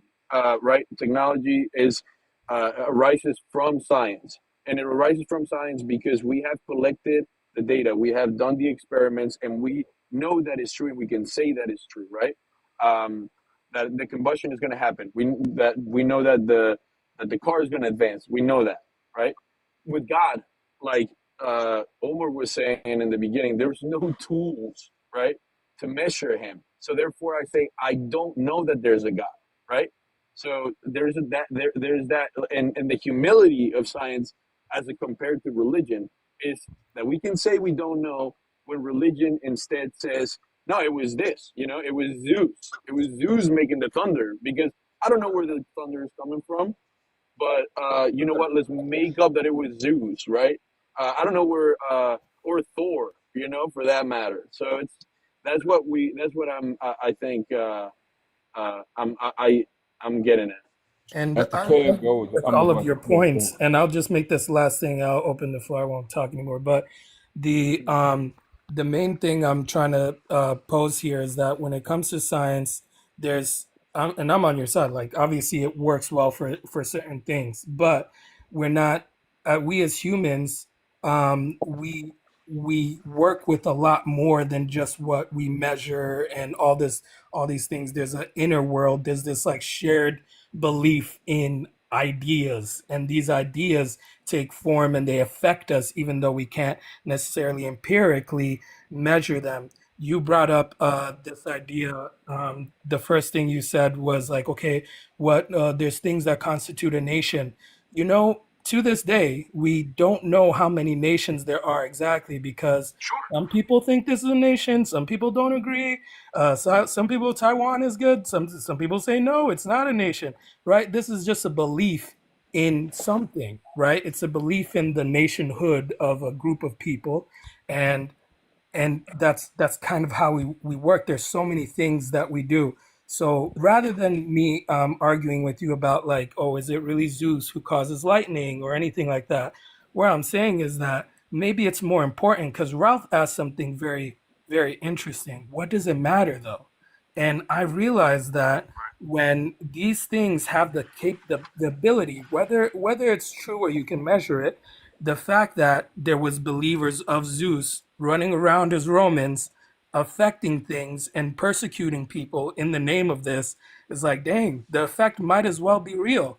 Like the effect that he had on these people is measurable through their belief, their shared understanding of what Zeus is and what he desires or what he wants. And we do the Well, same thing with our nation states. We do the same thing with our ideas, our cultural ideas, what Carl Jung calls, our inner world, these archetypes. And I know it gets philosophical, but I think that's what we're really doing when we're talking about God and everything. Whereas well, I science have a is more question for like, you two okay, gentlemen. I have a I question. think something else. But yeah, Hold, I'll hold, land hold right on. here. Thanks for Hold on, that. y'all. Was Sharon is Omar, Sharon. you have a question for who? For the for anybody that would like to participate. I just Okay, so Kevin, are you taking off or what? no, yeah, totally Kevin, no, landed. no, I Okay, just don't yeah. want to overtalk people. okay, That was my main thing I wanted to okay. say. Go ahead, Thanks. Omar. All right, I want to. It's like a quick experiment, and then I want to, based on science as we know it today, I want science to explain two questions that I have. Right. So, Maybe um, it yeah, will. yeah, Let's see. Go ahead. yeah. Let's see. So, all right, everybody that wants to participate, close your eyes, and I'm gonna ask two questions. As your eyes are closed, my first question is: I want you to take one of your hands and move your fingers. And as you move your fingers, my first question is: name three biological processes that are responsible for creating that movement. It could be any three that you can think of. Electricity, static charges, electric and potential, chemistry. action potential, actually. No, Action no, I'm talking potential. about actual, Yeah. Actual biological processes that are required to produce that movement. Those are Those are electricity. actual The biological electrons processes. move in and out of the cells, changing Okay. the positive versus negative Okay. along the cell wall, and that's the movement of electricity. There are chemicals that cross the synapses that trigger the message at the other end of it. So Okay. all of Is those everybody in agreement with that? biological. Yeah, you could have just said nerves. You could say, the bones. That's what Action came to potential mind. Sorry, nerves. Yeah. that's Right. what No, came that's to all mind. good. All Yeah, good. but so we agree, right? Because it's more than three, but we agree. Does everybody agree with what he said? Those three things? Okay. So keep your eyes closed. I got another question. As you move your fingers, and I want everybody to answer this time. As you move your fingers, my question is, who's moving your fingers? Your cells. We are run You by said we are. What else we got? we are our brain. So you said your brain. Who else wants to It's try? the brain making Okay, so you said the that brain. action happen. Your cells. So you said your cells is the one moving your fingers. Anybody else? Correct. Who's moving your fingers? Who is moving your fingers? You, yourself. You said you. Okay, who said you? I say yourself, like as your own person. You're moving your fingers. Oh, What you what said you. All right. So yeah. your first name, who gave you that name? Come on, Omar, a little bit quicker, a little bit faster. Take us a little more Yeah. forward. Yeah, I got you. Yeah. Your mom or dad created the name, right? Your last name was created by your mom and dad. that name is a label that's used in association to your physical body. So that's not you. Your driver's license, even though it has a picture of you, your name, that's still not you. That's just We are a society that moves right. through idealism and materialism. Sure. Right. So, so you said I'm moving you said myself.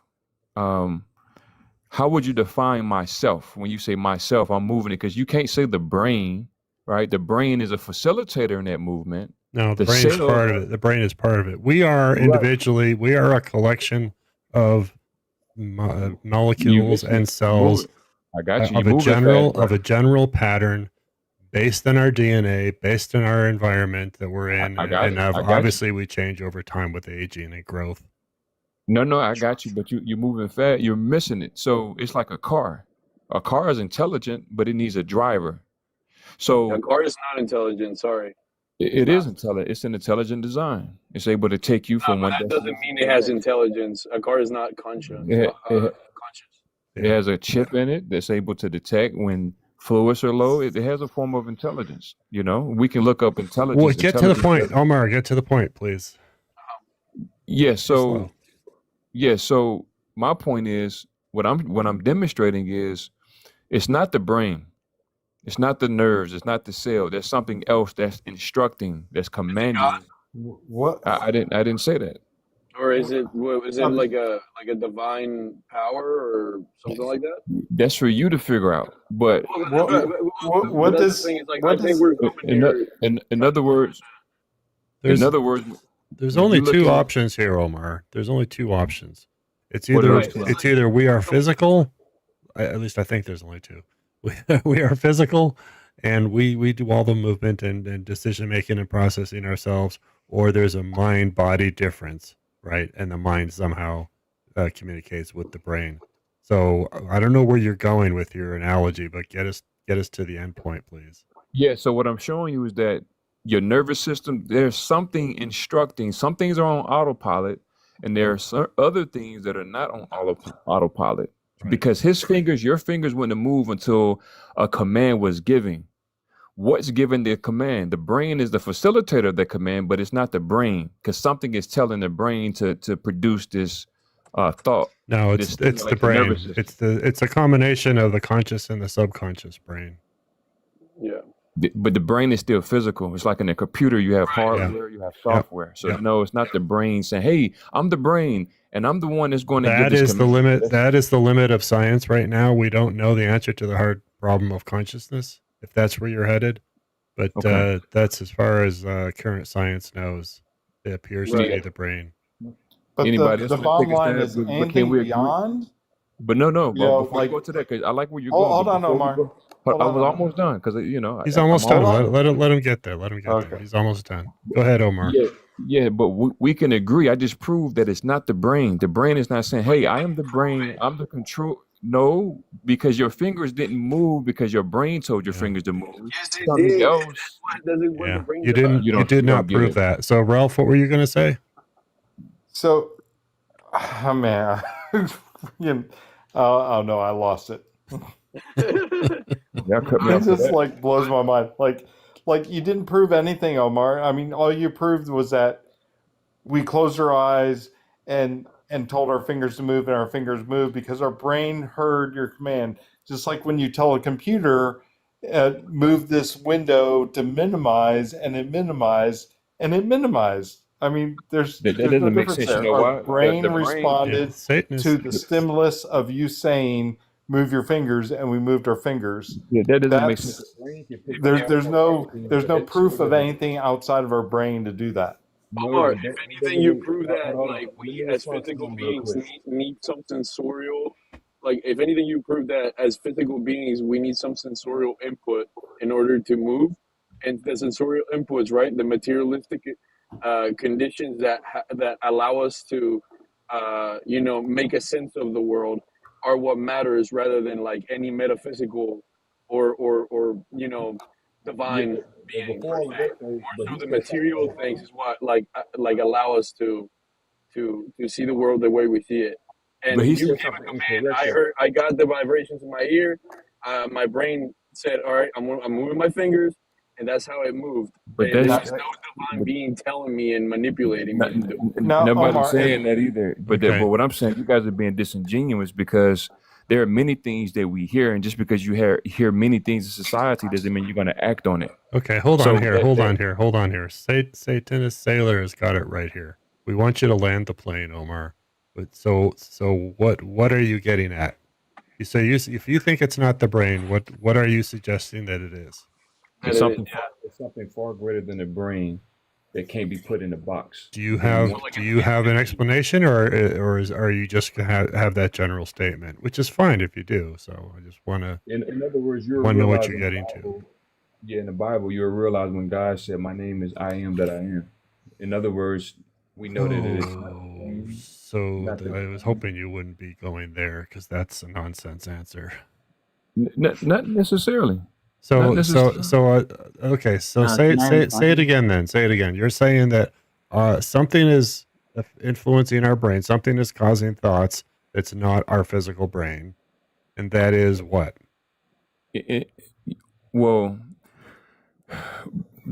what I'm seeing now is if you guys are saying that you're truth seekers and you're genuinely curious about finding certain answers, what should have happened was like, okay, we know it's not the brain. It's something that is stimulating the brain, that's giving the command to the brain. How do you know that it's not we the don't brain? we don't agree that it's not the brain, but I do want to hear your hypothesis.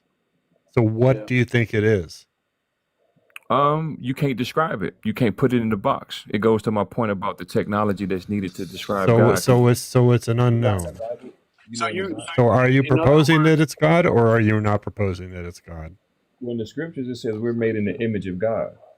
So you're proposing that all our thoughts come from God? You're So you don't believe in free will, or what, do you believe in free? No. Just let him answer that. Let him answer that question. Are you proposing that our thoughts are initiated by God?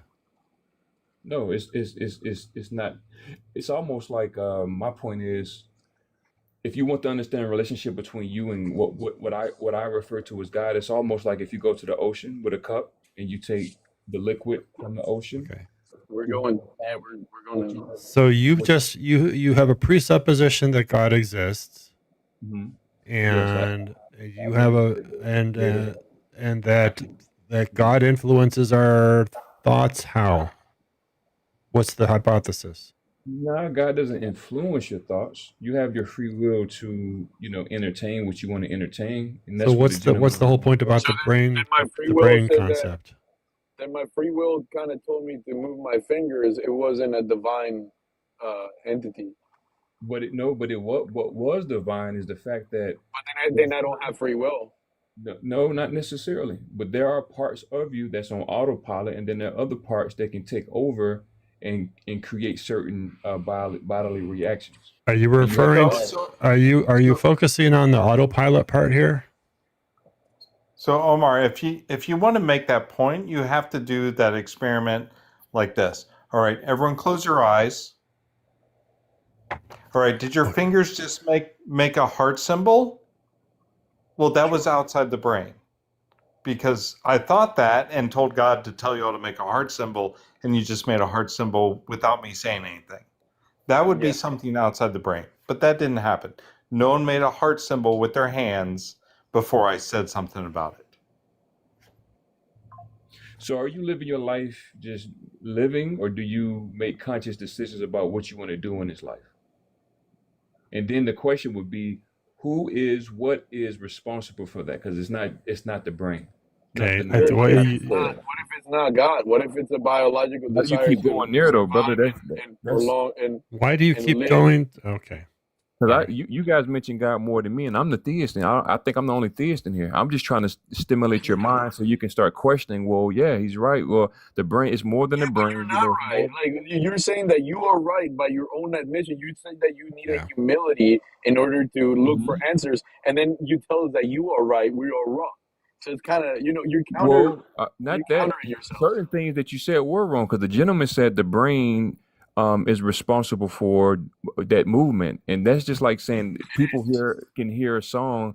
Some people, yes, when they hear certain songs, they want to sell drugs if they're resonating with the lyrics in that rap song. Not me. I'm not going to go sell drugs just because I hear it. Just because you. But one thing is a command. The other thing is just a recreational listen to a song. So it's like those are two completely different things. You're missing it, bro. I'm not. You didn't say that. He said that, and he was wrong.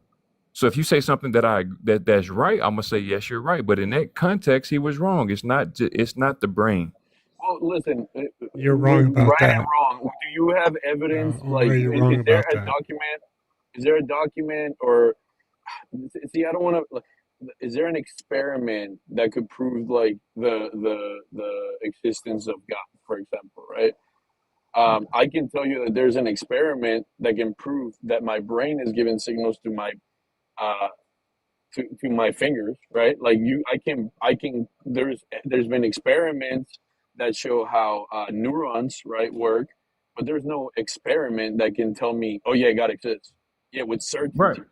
There's no experiment that can show you that God exists, and there's no experiment that can show. We say we don't know, right? Like it goes back to the humility of saying I don't know, but then you turn around and you tell me that you do know that it's God, and then you also tell me that that you were right. Yeah, the energy not right, bro. No, you missing it, brother. Like, so there are no experiments that can prove God. Just like there are no experiments that can prove, just like the host said, there are no experiments as of right now that can demonstrate what's beyond the brain. That's so science would say I don't know why you keep cutting me off, bro. Like, yeah. I'm sorry, man. I can't. I understand. But I've done amazing things in life, and there's certain ingredients I had to do those amazing things, right? And I'm just humbly, I'm saying to you, when you when your mind is made up, when you're stubborn, you're not gonna find what you're looking for. Omar, why do you believe in God? Well, based on certain experiences that I had in my life that I can't prove to you, but I had those experiences. I don't know if you ever heard of astral projection, for example. When I left my physical, what we call the physical body, it was so mind blowing, so fascinating. Okay. That it caused me to genuinely seek certain answers. So, but I can't, so it's not fruitful because how can I? Yeah, no, that's fair. Out of body. So you've had a personal experience, right? That unfortunately you cannot, we can't share. Yeah. So. Yeah. No. I mean, that's fine, but what I'm saying is not going to be according to the scientific method. I would have to prove that it actually happened. Somebody can say, "Well, you were." Yeah, you would. Yeah. Yeah. I mean, we have some science based on the God helmet experiments about out-of-body experiences. We can reproduce an out-of-body experience with stimulation of a certain portion of the brain. So that what can I read more about that? Oh, just Google God helmet. There's a piece. What was your thought when you read it? What did you think about it? Do you think it was? It's a section of the brain that has to do with your awareness of like where the edges of your body is, basically, is like proprioception. How because to be able to move, you have to sort of know where your hands and feet are, and the edges of your body, and that there's a certain part of the brain that sort of controls does those calculations, if you will. And if you stimulate that sort of randomly, because this is a very coarse thing, it throws off the body's perception of where the edges are. And people have reported that suddenly they're like behind themselves or in front of themselves, or or they get these sort of really head puffing kind of feelings. So look, there's a lot of stuff about it. Read Google the God helmet. And then PDF you'll get, because that way you'll get studies that talk about it, not just articles. Can I ask Omar a question? Can I chip in? Sure. Go ahead, bro. Yeah. Hey Omar, did you see like your like one side of yourself, or did you see? Saw my whole entire body, on my bed. So when I left, imagine something pulling you outside of your physical body, and then once you wake up, before you wake up, you pop back into your physical body. So that was like the first what we call supernatural experience that I had, and then from there, I remember my sister, my older sister, she's 10 years older than myself. She was asking me some questions about things that I was very young that I shouldn't have known based on what she learned in school, and and I was just able to tap in and like give it an answer and it blew her away. And I'm like, wow, how did I do that? And you know, I just had like a lot of experiences like that, and I just ever since then I just been a truth seeker, trying to find how is this possible? You know, why do things work the way they do? Are you Christian or Well, I grew up as a Baptist, and I'm not religious. I grew up as a Baptist, and I remember praying to God. I said, God, you know, teach me. You know, why should I accept Jesus Christ as the Lord and Savior? Why am I a Christian? Why should I do such things? And so I went on a journey. I started to question the Bible. My intentions at that time was to find hypocrisy in the Bible, contradictions, mistranslations, so you etc. believe And then Jesus I is God, remember, right? no. So I remember, Okay. and I remember God speaking to me and saying, you know, it's not fruitful what you're doing. You know, you'll have a more fruitful life if you spend time on things that will benefit you versus things that won't. So, for example, like if somebody said, "Hey, can you prove Jesus existed?" No. Even if I showed you the burial site of the being known as Jesus, I couldn't prove that to you. So why would I waste my time? So once I changed my intentions, I started to find things that were fruitful. For example, you know, in the scriptures when it teaches you to love your neighbor, the reason why that's powerful is because even if you're an atheist, if you hate your neighbor as an atheist, you don't believe in God. One thing I'm pretty sure science can prove this. I don't know the study, but I can take a wild What guess. would you label yourself as? Like, Hold on, let me just you don't believe in Jesus? hold on. Let me just say this. One thing that I will say is that as an atheist, if you hate your neighbor, guess what happens? Humanly, that word hate, it describes a particular state of being or energy or vibration, whatever you feel comfortable with. Why would an atheist hate their neighbor? I'm just giving an example. I'm just saying hypothetically, if an atheist were to hate their neighbor, Well, anyone can hate their No, neighbor. anyone can hate. you're Yeah, not you don't missing have to it. label You're it. not, and I'm just showing. But I'm we just get your showing you. point. Nah, I'm just trying to make a point. Mhm. If you are hating your neighbor, you're creating a certain state of being, a certain reaction inside your body. In order to experience hate, you have to create that experience. Yeah, So it's not healthy either. you're not actually hating your neighbor. You're actually hating yourself. Why? Because you're creating the toxicity within your vessel. So We're that's getting Are why. you into like a your own personal Hebrewite, Okay, this philosophies, is Israelite? getting a and little like too. This is getting a little too woo now. yeah, So let's. we're getting into very like personal philosophies of your Well, own, Omar, and can I chip in? like we were discussing more Yeah, so Doe. like One the sec. existence or the absence thereof of a God. Like you know what I mean? Yeah.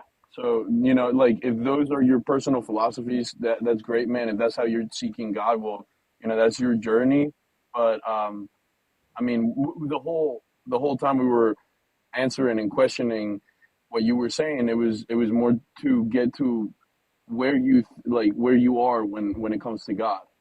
And yeah, I honestly think that you do need a little more evidence in order to persuade Yeah, people that are not, can I answer you know. can I answer Delba's question? So basically, yeah, we all have our own worldview, but I personally believe that we cannot use empirics to know the ontological existence of God. And your whole life, right, you might not even know, right, that it exists or not. So science does not matter, because if you live and you die without knowing God exists or not, you have to still live in a certain sort of a worldview, right? So I'm the view of I support the view of Kant, right? He thinks God is unknowable, but we can postulate God for practical reasons. So, for example, right, he says a modicum of free will can exist in the noumenal world. So we can use God to ground free will, because free will necessitates moral responsibility. Oh, You were on a roll. yeah, Hayden, man, I liked it. I actually like that he was Hayden. Yeah, hi. Some more Yeah, you were content. disconnected. You got cut off for a second there, Hayden. Sorry. If you want to Yeah, finish up, you said that you were at Kant says that we could use God as a postulate, I guess, to like for practical for some reasons. a priori idea, yeah, for like practical reasons. Okay. Yeah, because he says basically logic and math are immaterial, immutable, and universal. They are preconditions for epistemic knowledge, right? So it has to be grounded. So we can just postulate God to ground these objective entities, and we can also postulate God to ground a monicum of free will for moral responsibility. I mean, to align moral virtues with happiness. And Yeah. Hayden, I want to answer to you because actually what you said is kind of what I said earlier, and then we ended up agreeing. The host and I, I don't know your name. Sorry about that. Phil, it's at the bottom. Oh, Phil. Okay, Phil. So Phil and I kind of got to the conclusion that although Kant had great ideas and had a great a critique of the discerning and critique of logic, as it was seen conventionally, he was very lacking of the knowledge of biology. During the 1700s, the theories of the fundamental basic theories of the, like, for example, like the evolutionary dogma and all those ideas were not yet founded. So there, when he was saying that there was like a priori predispositions and all these like metaphysical all these metaphysical concepts were like the result of like a god or like a divine being. It was also talking from the ignorance, right, of a person. Not saying he was ignorant; he was a very smart man. It was just he just happened to be a person in the 1700s when, first of all, science was not as advanced as it is today. They didn't like. I don't even remember when like microscopes were invented. But dude, he didn't even know when. He had no idea of like the anything about like biology as we see it today, right? So now we see Kant's perspective, and there is a possibility that Kant could have maybe attributed those metaphysical, like a priori knowledge, right, as biological senses, such as like the perspective of space and time, and things that we see like causality. I think it is. We could see that and say, well, yeah, biology, right, has led us to understand that, again, if you do something, there's an effect, right? If you see something moving in the bushes, then the effect is that you're going to run, right? If you don't have the perspective of space and time, then you're going to crash into the tree, right? You're going to, if you don't, you're going to, you're not going to have kids at a certain age when you're the most fertile and stuff like that. You know what I mean? So I understand what you're saying. Using God as a postulate was like a thing, like a thing that he was using for a philosophical like feeling that he did not have any empirical knowledge for that like part of his philosophy. I tend to disagree because Kant is not talking about empirics when he talks about logic and the framework of math underneath. These are preconditions to epistemic knowledge. It has to be objective. It cannot come from reality because reality is transient and subjective. Because if logic and math are subjective, we cannot make any knowledge claims. He also says that math. Let him finish, bro. Let him get his point out. Well, yeah. Okay. So Sorry. at the end of the day, right? At the end of the day, we might die without ever knowing God exists or not, right? So why do we want to live our life thinking that morality is subjective, logic is just because it appears to be so. On survival. Because it appears to be so, and it would be nice if we believe true things. No, it can't be, right? Logic cannot be subjective, right? That's morality, not logic, you said. So I have a question, Hayden. Why, if mathematics and logic are sort of foundationally inherent in the universe, why do we have to give them a foundation? Yeah, that seems like they're already at the ground level. Because in the phenomenal world, if we want consistency, i.e., something to be objective, right? It cannot not be grounded, right? Like, can you say something that is objective? I don't see any reason to have to ground math other than just using it and it works, and it is accurate, represents reality. 1 apple plus 1 apple equals 2 apples. You don't need to ground it in any way. No, It, because what you're it's talking about is the semantics and the categories, right? But I'm talking about the underlying framework, math as the underlying framework. Let's say if you look into the stars, right, you are going back in time. So you can look into the stars and go back in time before human existed, and you can know that the universe actually behave very behave intrinsically on the principles of logic and math. So logic and math existed before human existed. sure. So the Pythagoras discovered the Pythagoras theorem, right? Before even before Pythagoras existed, it existed already, right? So, for example, a right angle triangle, the sum of the angle is 180 degrees. That geometry law, Yes. right? So Yeah, it's again, always there's true. what is Yeah. the why do we need a foundation? We discovered that logic is a thing and geometry is a thing that Okay, represents so the reality that we're in your materialistic or naturalistic worldview, how do you account for something that is objective, immutable, and universal? You don't need to go beyond what you No, the math is the foundation. So You if it don't is, need to then how can justify the math? foundation. And Math, and, hold and on. for, no. for, for That that matter, is hold on, going Hayden, against Math and principle logic of are the sufficient reason. foundational blocks also of Hayden, reality. let me Wait, comment. I'm trying to answer Phil first. Yeah, If math he's is the so foundation, you are trying to say it's there because of brute force. Right? It's just there for for no reason, right? It's just there, right? Yeah, Yeah. that defies PSR, right? Yeah, like you are not accounting for it. You are just I'm saying sorry, it's there what's because it's there. TSR? PSR? What is that? Principle of sufficient reason. Everything that exists objectively needs a reason to be there, right? No. It cannot be just there for no No. reason. No. how can math? If you said Yeah, no, math but is I foundational, think how Hayden, can math explain, let's say, consciousness? Give me a mathematical formula that explains consciousness. That's like asking me how can a recipe explain a tennis ball? You're no. assuming that there's a connection. There does And not Hayden, necessarily have to be a connection. So how can Foundational math? things just are foundational. There is a nature to this universe that we are in that is foundational. There is a set of physical laws that are foundational, the particular values of the mass of a proton and things like that.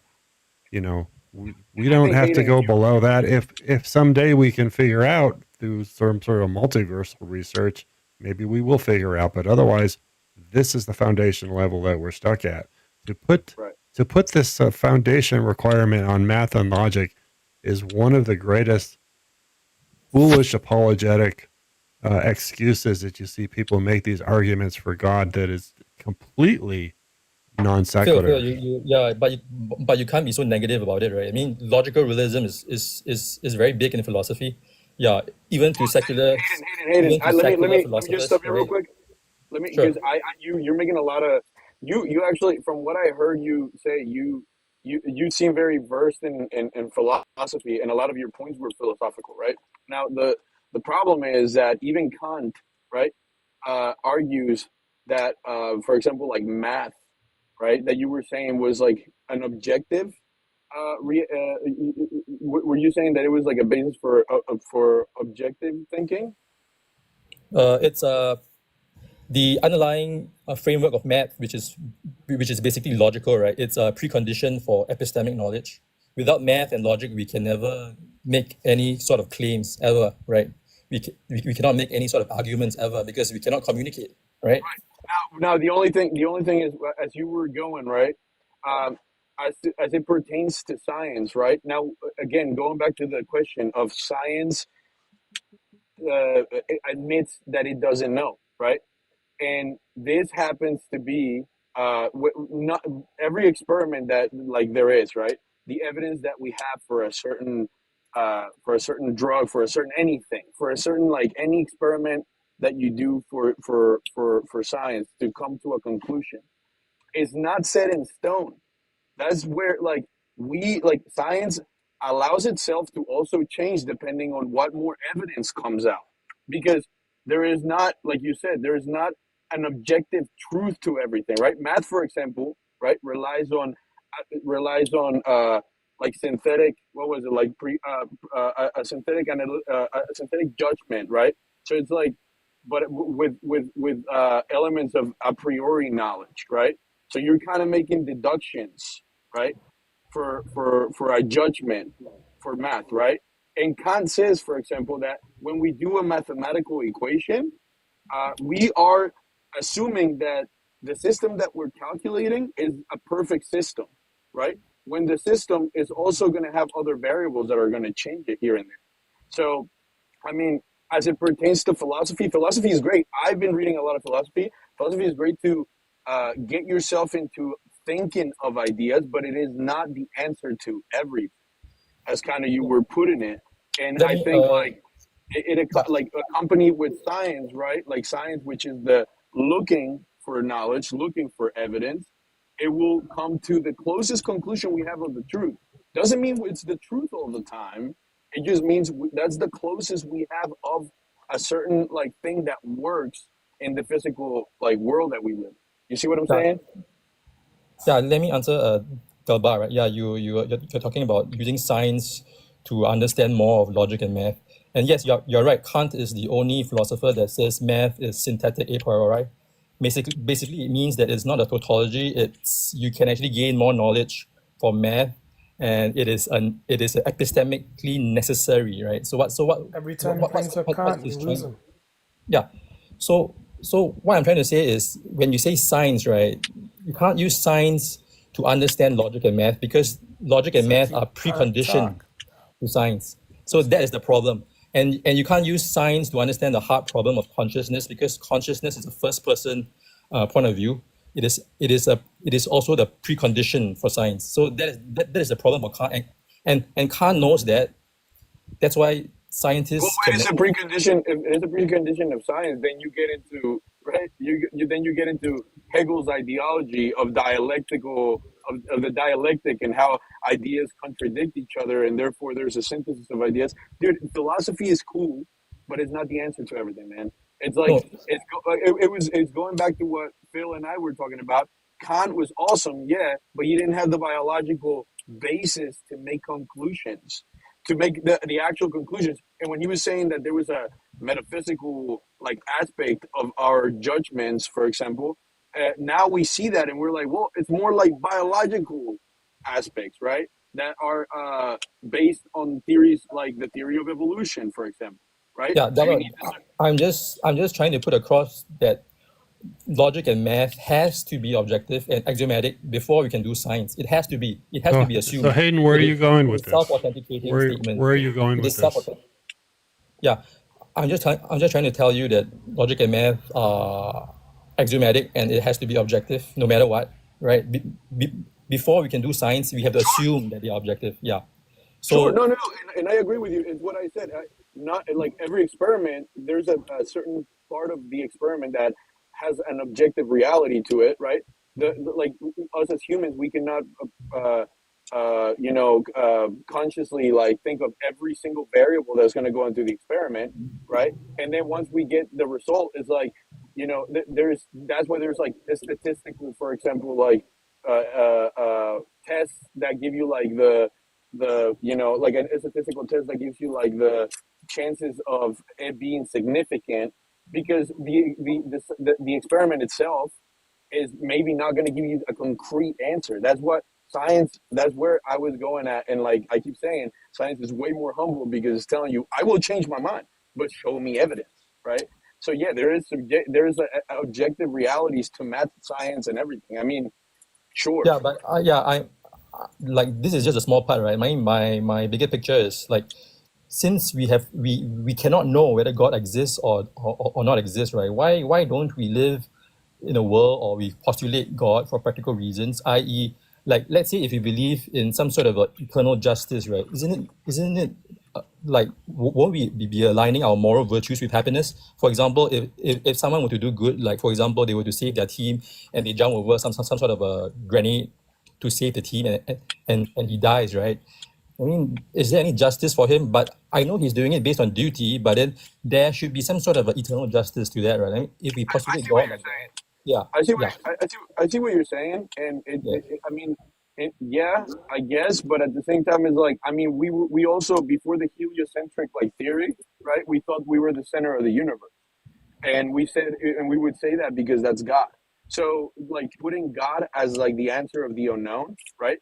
it's kind of like the easy lazy going at it, right? It's not So really, right? I mean, to me, right, I'm just it's the most parsimonious, right? Let's say if we can ground logic, math, objective morality, and eternal justice, right? Like, won't we live a more fruitful and happy life? Because either way, we have no idea whether God exists or not, right?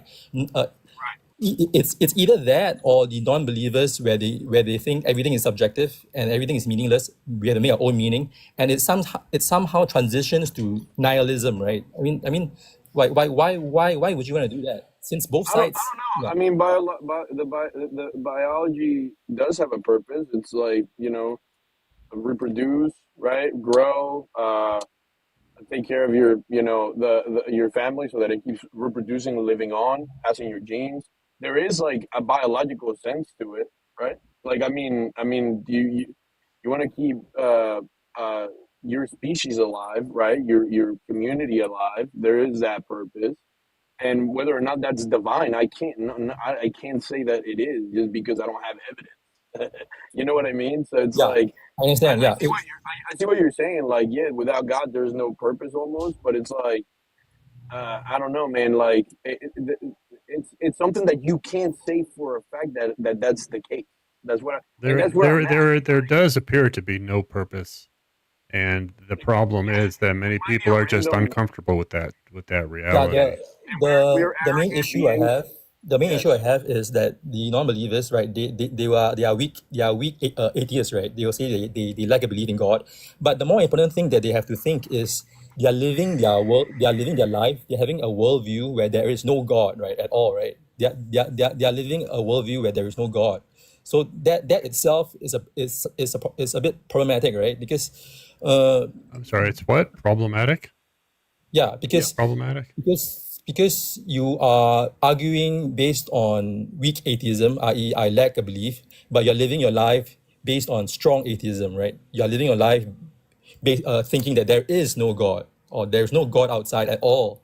I'm firm in this, that you are living your life like that, right? But when you're arguing with people, you say, oh, I want to be more defensive. I don't want to have the burden of proof. So I say, It's not I lack a belief. defensive. It's not defensive. It's honesty. But why do you live? We're being Can I aware say of something? our limitations of knowledge. Yeah, but you shouldn't live your life thinking that there is no God, right? Isn't that But contradictory? why In the should we 21st lie? century, yeah, it is more reasonable and based on the movement of Yeah, but I'm not science. asking you to believe in any sort of Christian God, right? I mean, you can just believe in some sort of a tri-omni or some greatest consistent Why are you being. trying to force me into belief? It makes Now no listen, sense. If I don't No, have a reason to believe, it's a thought I experiment, don't right? believe. I don't. look. But where's If the you want me wisdom? to tell you, But like, my if you want question me to is, tell you what's the Okay, purpose for me, for I've been example, listening, and okay. my question A is, morality question again. where's the wisdom in other words, what he's demonstrating is that if your mind is made up saying that there's no God, where's the wisdom in that? If you realize the limitations, Oh or my you realize gosh, that guys, that a certain mind is not made up. Why do you keep putting jumping to these so why are you calling yourself an atheist? endpoints? So why are you calling yourself an atheist if your mind isn't made up? That's why I have the word agnostic up there. It's because it's a position of honesty. yeah. It's so Well, on my agnosticism. screen, I just say it says ask an atheist. That's all I see. I don't Right see above anything about there, it agnostic. says, see that little hashtag before atheists, then there's agnostic. Nah, I don't see it on my screen. You got to make Here, it I'll smaller. pull it down right there. See it? Okay. Yeah. Okay. Okay. All right. So So are you now, agnostic or atheist? Agnostic agnostic, you just atheist. said. What's an If agnostic I atheist? can speak, man, I didn't speak for like. It's all good. What's an agnostic atheist? Okay, I'll answer this, and then my Quran radio gets a turn. It's just to a recognition that we can't know, we don't know everything, so we don't know for 100% that there is no God, but we don't believe there is a God. So, my Quran radio, you had a point you wanted to make? Yeah. The brother, where did he go? Hayden. He brought up a lot of good points.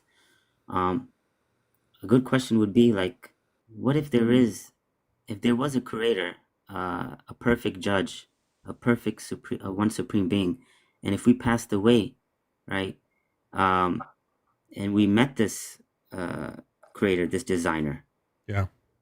what would we say to him if we denied all the guidance that he brought forward to us? You would say we didn't believe, and that's my honest position, and we cannot choose You what should have we given us more believe. evidence, Yeah. right? You should have left more evidence. Yeah, that would have been nice. Yeah, I mean it's an honest position. You could see the deity afterwards, but you cannot make yourself believe. You can pretend to believe. If you want to. Personally, I don't want to approach a deity at the end of life having pretended to believe when I truly didn't. So I'm aware of the honesty of my position and willing to stand up for it, particularly if the supposed creator made me this way. So I think it is giving credit to the deity potential to be true to what the brain really does. I mean, what happens Our destination is if the you grave, pass right? on and you go to Hades and are there and they're asking you, where's your coin for crossing over the river Styx? There's so many different gods and end of life scenarios to deal with. There's playing the well, what if it's true? Well, which one is true? Then there's that, yeah. If there was like a competition between multiple gods, it just wouldn't make sense, because one, like who is stronger or who is weaker, who's the creator, right? It would make a loop, and usually loops crashes. We don't know. We don't know. It appears. God knows best. It appears. I would say this, that we know that, for example, that we come from the mother's womb, for example. Yes. And we leave it. We leave that that place, and we also leave this world. And we hit our destination is the grave, and no one here could say that. There's no life after death. We don't know. We're not certain, right? Oh, we are quite certain. We are about as certain as we could be. Everything we see that's living eventually dies. Everything. Yes, it dies. Except possibly the tardigrade. Right. Even the fact that it dies, right?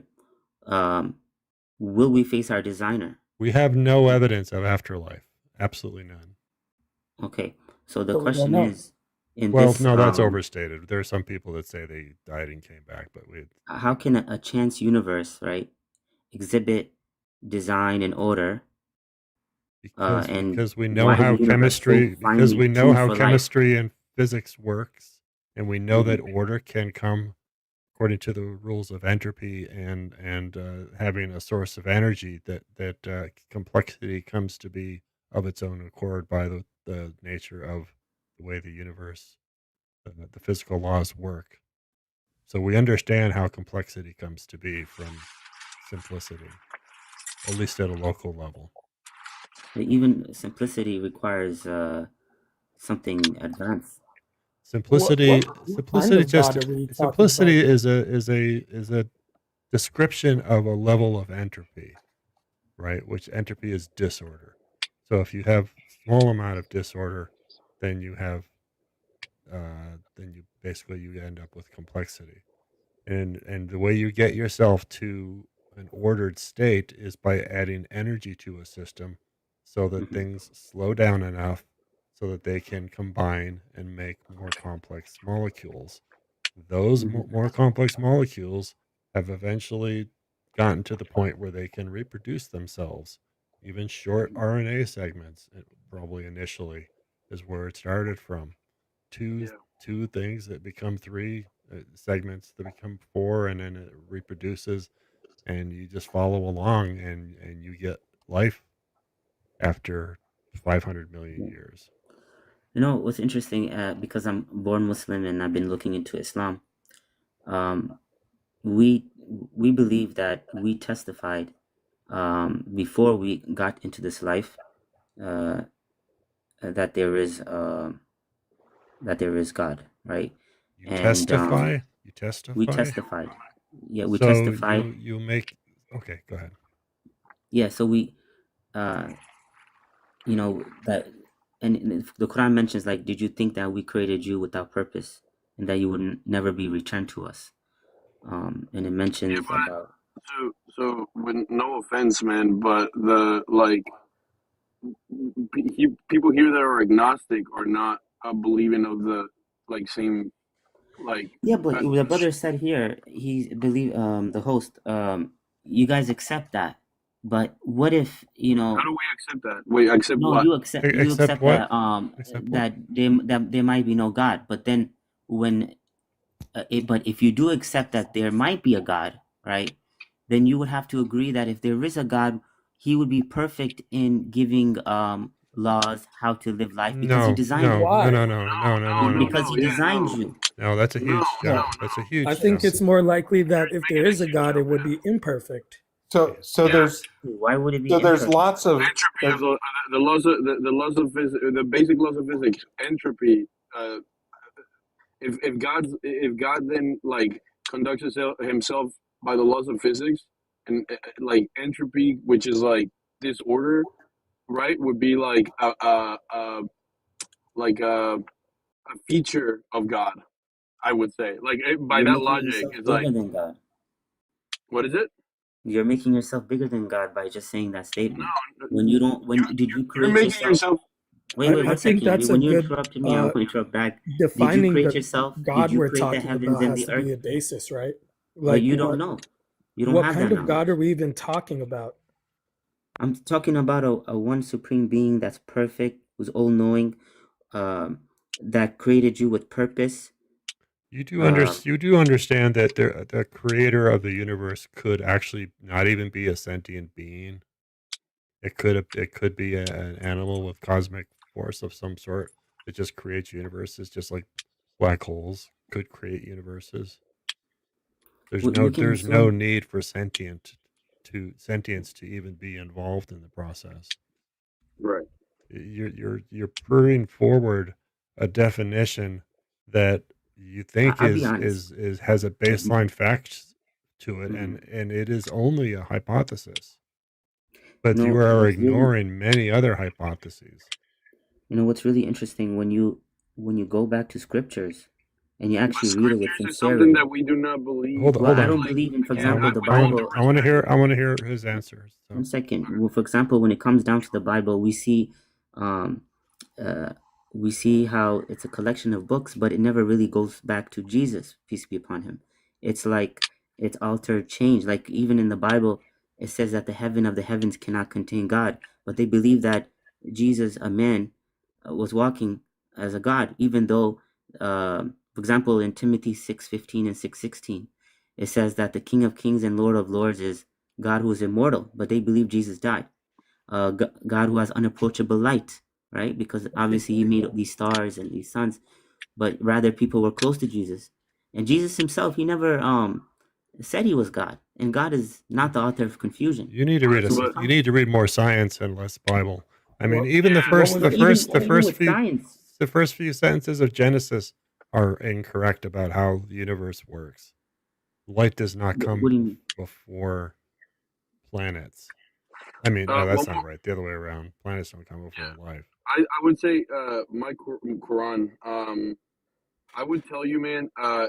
Look, we're looking for. I didn't land my plane. I was trying to show you guys that the scriptures has been changed by man, right? But when you see the latest revelation that it is actually preserved by memory all the way back to the prophet, over 200 million have memorized it, word to word, letter to letter, everything memorized. That doesn't mean anything. And it solves. Wait, it does mean everything when. 1 second, it does mean everything when it has the solution to all the problems we have today. It does not mean. For example, nothing has the solution to all the problems. For example, when they put alcohol in your communities, or they put fluoride in your water, right? Or they control you through media, right? Or they unaliving or displacing people, right? God is if God is perfect and he's the old judge, then he would be able to stop all that. But you're dissing fluoride in water now? Huh? You're dissing fluoride in water because of the Quran? No, I'm just giving a little example because neurologists say that fluoride, it messes with the pineal gland. So you believe in a neurologist who's a scientist? Wow. What's wrong with believing in We know that the consensus of science since the 50s is that fluoride in water reduces cavities in children because it hardens the teeth. I can give you scientific articles from a government website that talks about the pineal gland and fluoride and what it does to it and how important the pineal gland is. What are we talking about? Can you But give me a that's a whole different scientific? topic. That's a whole different Give me a topic. scientific article that proves that every. Yeah, you follow me, I'll give you some articles, but that's a different topic. You can get into that later. But what I'm trying to say is that there is corruption, right? It's designed like we're gonna live here forever, but rather this is not our home. We are gonna leave it just like we left our mother's womb. As a matter of fact, the mother that we came from. She has such a loving heart, and no one can deny this, right? But why should I believe any of that? Why should I believe any of these? But God is the one who created that love in a mother, right? The same way. Or evolution caused it, so we could survive and reproduce. And some mothers drown their children. So, like, what are we talking about? Let's bear down on his claims. How do you know God exists? My Quran. How do I know God exists? Yeah. You cannot. When it comes down to His guidance, it's clear and it's preserved. That's one of the things. What's Second, guidance? it goes along with science. Hold on. What is the first claim? It's preserved. Back to What's Prophet preserved? Muhammad, peace be upon him. What's preserved? The Quran is preserved. What does that have to do with anything? Yeah. Can you show me any book that's preserved?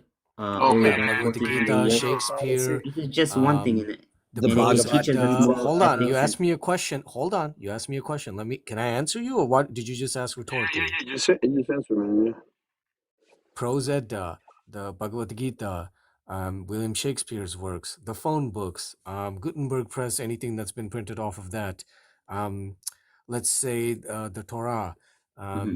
The Bible, I guess. Yeah, but I'm telling you that over 200 million have whatever memorized variation it. has been established. And same with the Quran, I guess. So it's like I'm just going by your logic, like something that's been preserved, I guess. And also Quran, as you know, Uthman burned all the rest of the scripts. So well, if the you only read one that's preserved is the one actually, that's left, not true. Right? Hold on. That out, and hold on 1 second. And then if you built by Christians. Let me just finish. So, you made a statement. I have to clear the name. Can you hear me? Brother, can you hear me? Yes, I hear you, but you said something about stop talking for a second. Let me finish. And then you're gonna make another point at after least another if you're point. Sunni, you know that the Quran also is not preserved, as the goat ate the breastfeeding, the adult suckling verses. So what's your point? So you're basically bringing up misconceptions that all are refutable. First of all, when you were talking about my Quran, what's refutable, man? Listen. But besides that, you could do your own research and check into that. That's. Are you not Sunni? Brother, I'm Sunni, and you trust me. What you're saying. So you reject the Sunnah? I'm not rejecting the Sunnah. What I'm telling you just is said that you are looking at hold on. information I'm without going to guys, back and forth, please. Yeah, it's being back and forth. Listen, brother, relax. Yeah, but you said I'm bringing up misconceptions. The Sunnah explicitly says that the goat ate the verses of the adult suckling. So do you reject the Sunnah or do you accept the Sunnah? Okay, going back to the first point you brought up, you said Usman burned all the Quran. Is that the rest of the copies, the rest of the qira'ats. Yeah. Okay. Do you know what happened with the standardization, and do you know about the oral preservation? I don't even care about all. I don't care about all of this. Look, Prophet you said Muhammad, that it's been preserved. Well, no, because what does it have to do with anything? You don't want me to press you on that, but no problem. No, it just doesn't matter. I don't care. Tell me what it has to do. That God, something is preserved. God knows that the information that was given to the other prophets and the prophets that were sent to those nations, they went and tried to change the message, right? If you learn about Paul, right, he used to unalive Christians, okay? And if you see what he put in the Bible, you'll understand. We weren't talking in depth about religion. We're talking more about the question of whether or not God exists, right? You start telling us like if there is a God, right? He will be clear in his guidance. Let me make you understand what I'm saying? Let me Yes, make my point. the versions that he burned is not they had the original Quran. So Let me people who make my came point, my out brother. making their Well, own that copies on matters. paper, even though Okay. they had the oral preservation, they know that wait a minute, what you're making over there, this is incorrect. They had it memorized. They had an oral preservation. Is that what he said verbatim? Wait a minute, what are you Oh my doing god, over my there? phone died. Why does it matter that there were he's taking a breath. That's fine. I think I it's want to know why it matters that there are many people who have memorized the Quran in Exactly. terms of it being a truthful book. That is like saying that sorry, a little loud. That's like saying that the Bible is true because there are many copies of it. Christians. Oh. And it was preserved in supposedly an oral tradition for a few decades before it was written down. Yeah, but that doesn't say anything to its truth value. Exactly. Not to mention that there's 27 variants, which actually do have significant implications in their differences. But all of this was relevant anyway. The point was, preservation has nothing to do with God. He ran No, away. So. we know. I think his points were very like he was very making very religious founded points. So it's like I don't know. He didn't want to discuss whether or not God was to him. God is true. So it's like there was a foundationalism to what he was saying that he was not willing to challenge or even examine. There was a presupposition of God existing that he was saying that the Quran basically just comes right out and says God exists, and so therefore discussion comes beyond that. It doesn't go before that presupposition. Right. But that's the whole question is, does God exist? Because if God doesn't exist, then why should we take this book or many of these religious books seriously? Mm-hmm. To come first, right? What is it? That like the God has to exist, and like you have to prove to me that before I take your thing seriously. It's a supernatural claim, and again, it is a hypothesis, at least in terms of the origin of the universe goes. But it has never been able to be raised above that level because there's no all logical arguments for the proof of God have failed, and there's no physical evidence that we have. I mean, we have a little tiny bit. The Bible itself, I consider that physical evidence, but not sufficient to take it up to a belief point. Takes it up a couple Sailor of made points, a good maybe. point, though, in the comments, though, like the definitions that we're using for God here, it hasn't been really clear because I can think of like when I think about the Sumerian gods, and I'm not sure about all the rules about their god, but just a classic ancient aliens situation where they're like, okay, these aliens are God. If for some reason aliens were to come here and they're super all powerful, exactly how they described, is that a god then? It's like what do we even mean? And he's talking about, oh, the god has to be outside of the universe, it seemed like he was saying sometimes. I'm like, there's so many types of gods that we're talking about. Are we rejecting every type of them? Because the Sumerian one seems plausible. I'm like, yeah, alien comes. I mean, there's been tens of thousands throughout history. To me, it just seems like, why would you think that any one of them is likely to be true when this is kind of what people do, create origin stories, especially at a time of ignorance. Oh no, I know Quetzalcoatl, the feather serpent did exist. So yeah, there you go. So you and 3 other guys. There you go. But that's a good one because they thought white people were Quetzalcoatl, right? When the sailors came, they're like, "Oh, this must be the god," right? And if he had that effect on them, it's like how long did they believe this, right? And could it? I wonder if have you guys ever seen Dune? Or in the movies Dune 2? I've always wondered if that's what's going on. Like there's just some spacefaring species out there that seeds myths, and then they come back and then they're like, oh crap, he did exist, but they're just only in science fiction. There's some Star Trek stuff like that too, but only in science fiction. I don't even want to get into aliens, dude, because I feel like people like, oh man, when I talk to people about it, it's kind of the same thing. It's like whether or not like they exist, whether or not like this and that. It's like as long as I have no evidence, I can't say yes, right? And it's like that's the motto, right? Like as I like wonder the world with like a scientific perspective.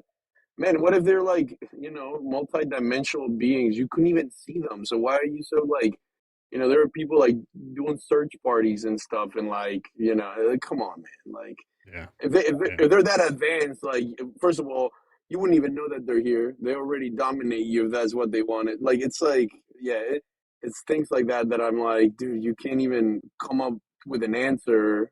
Why even think about those things? And I feel like that's But we in my could describe that with science. That's what scares me, because we could say plausible, like we could, if we could measure this, like a multidimensional or some alien thing that was more powerful than us, or could like read our thoughts, because it's, I don't know, for some reason. And then would that be a god? Like if next year we have disclosure, do we have to just treat that as we got to get in the habit of not putting the word God where it doesn't belong. Right. What is the definition? If it's an alien, it's an alien. If it's more powerful and That's beyond us, and it's able to harness, there are like levels of you can harness so. the energy of a sun. You can Quick harness the question on energy of that: a solar system. if Yeah. the Anunnaki story real is quick, true, real quick. and the Micro Anunnaki on radio created is you, back. would they be Hey, are you considered? coming up, Micro on radio? No, I'm wrapping up. No. I'm wrapping up, guys. So I got you. All right. Yeah, I'm out of here. Thank you guys. Anyways. It was fun. It's been a good night.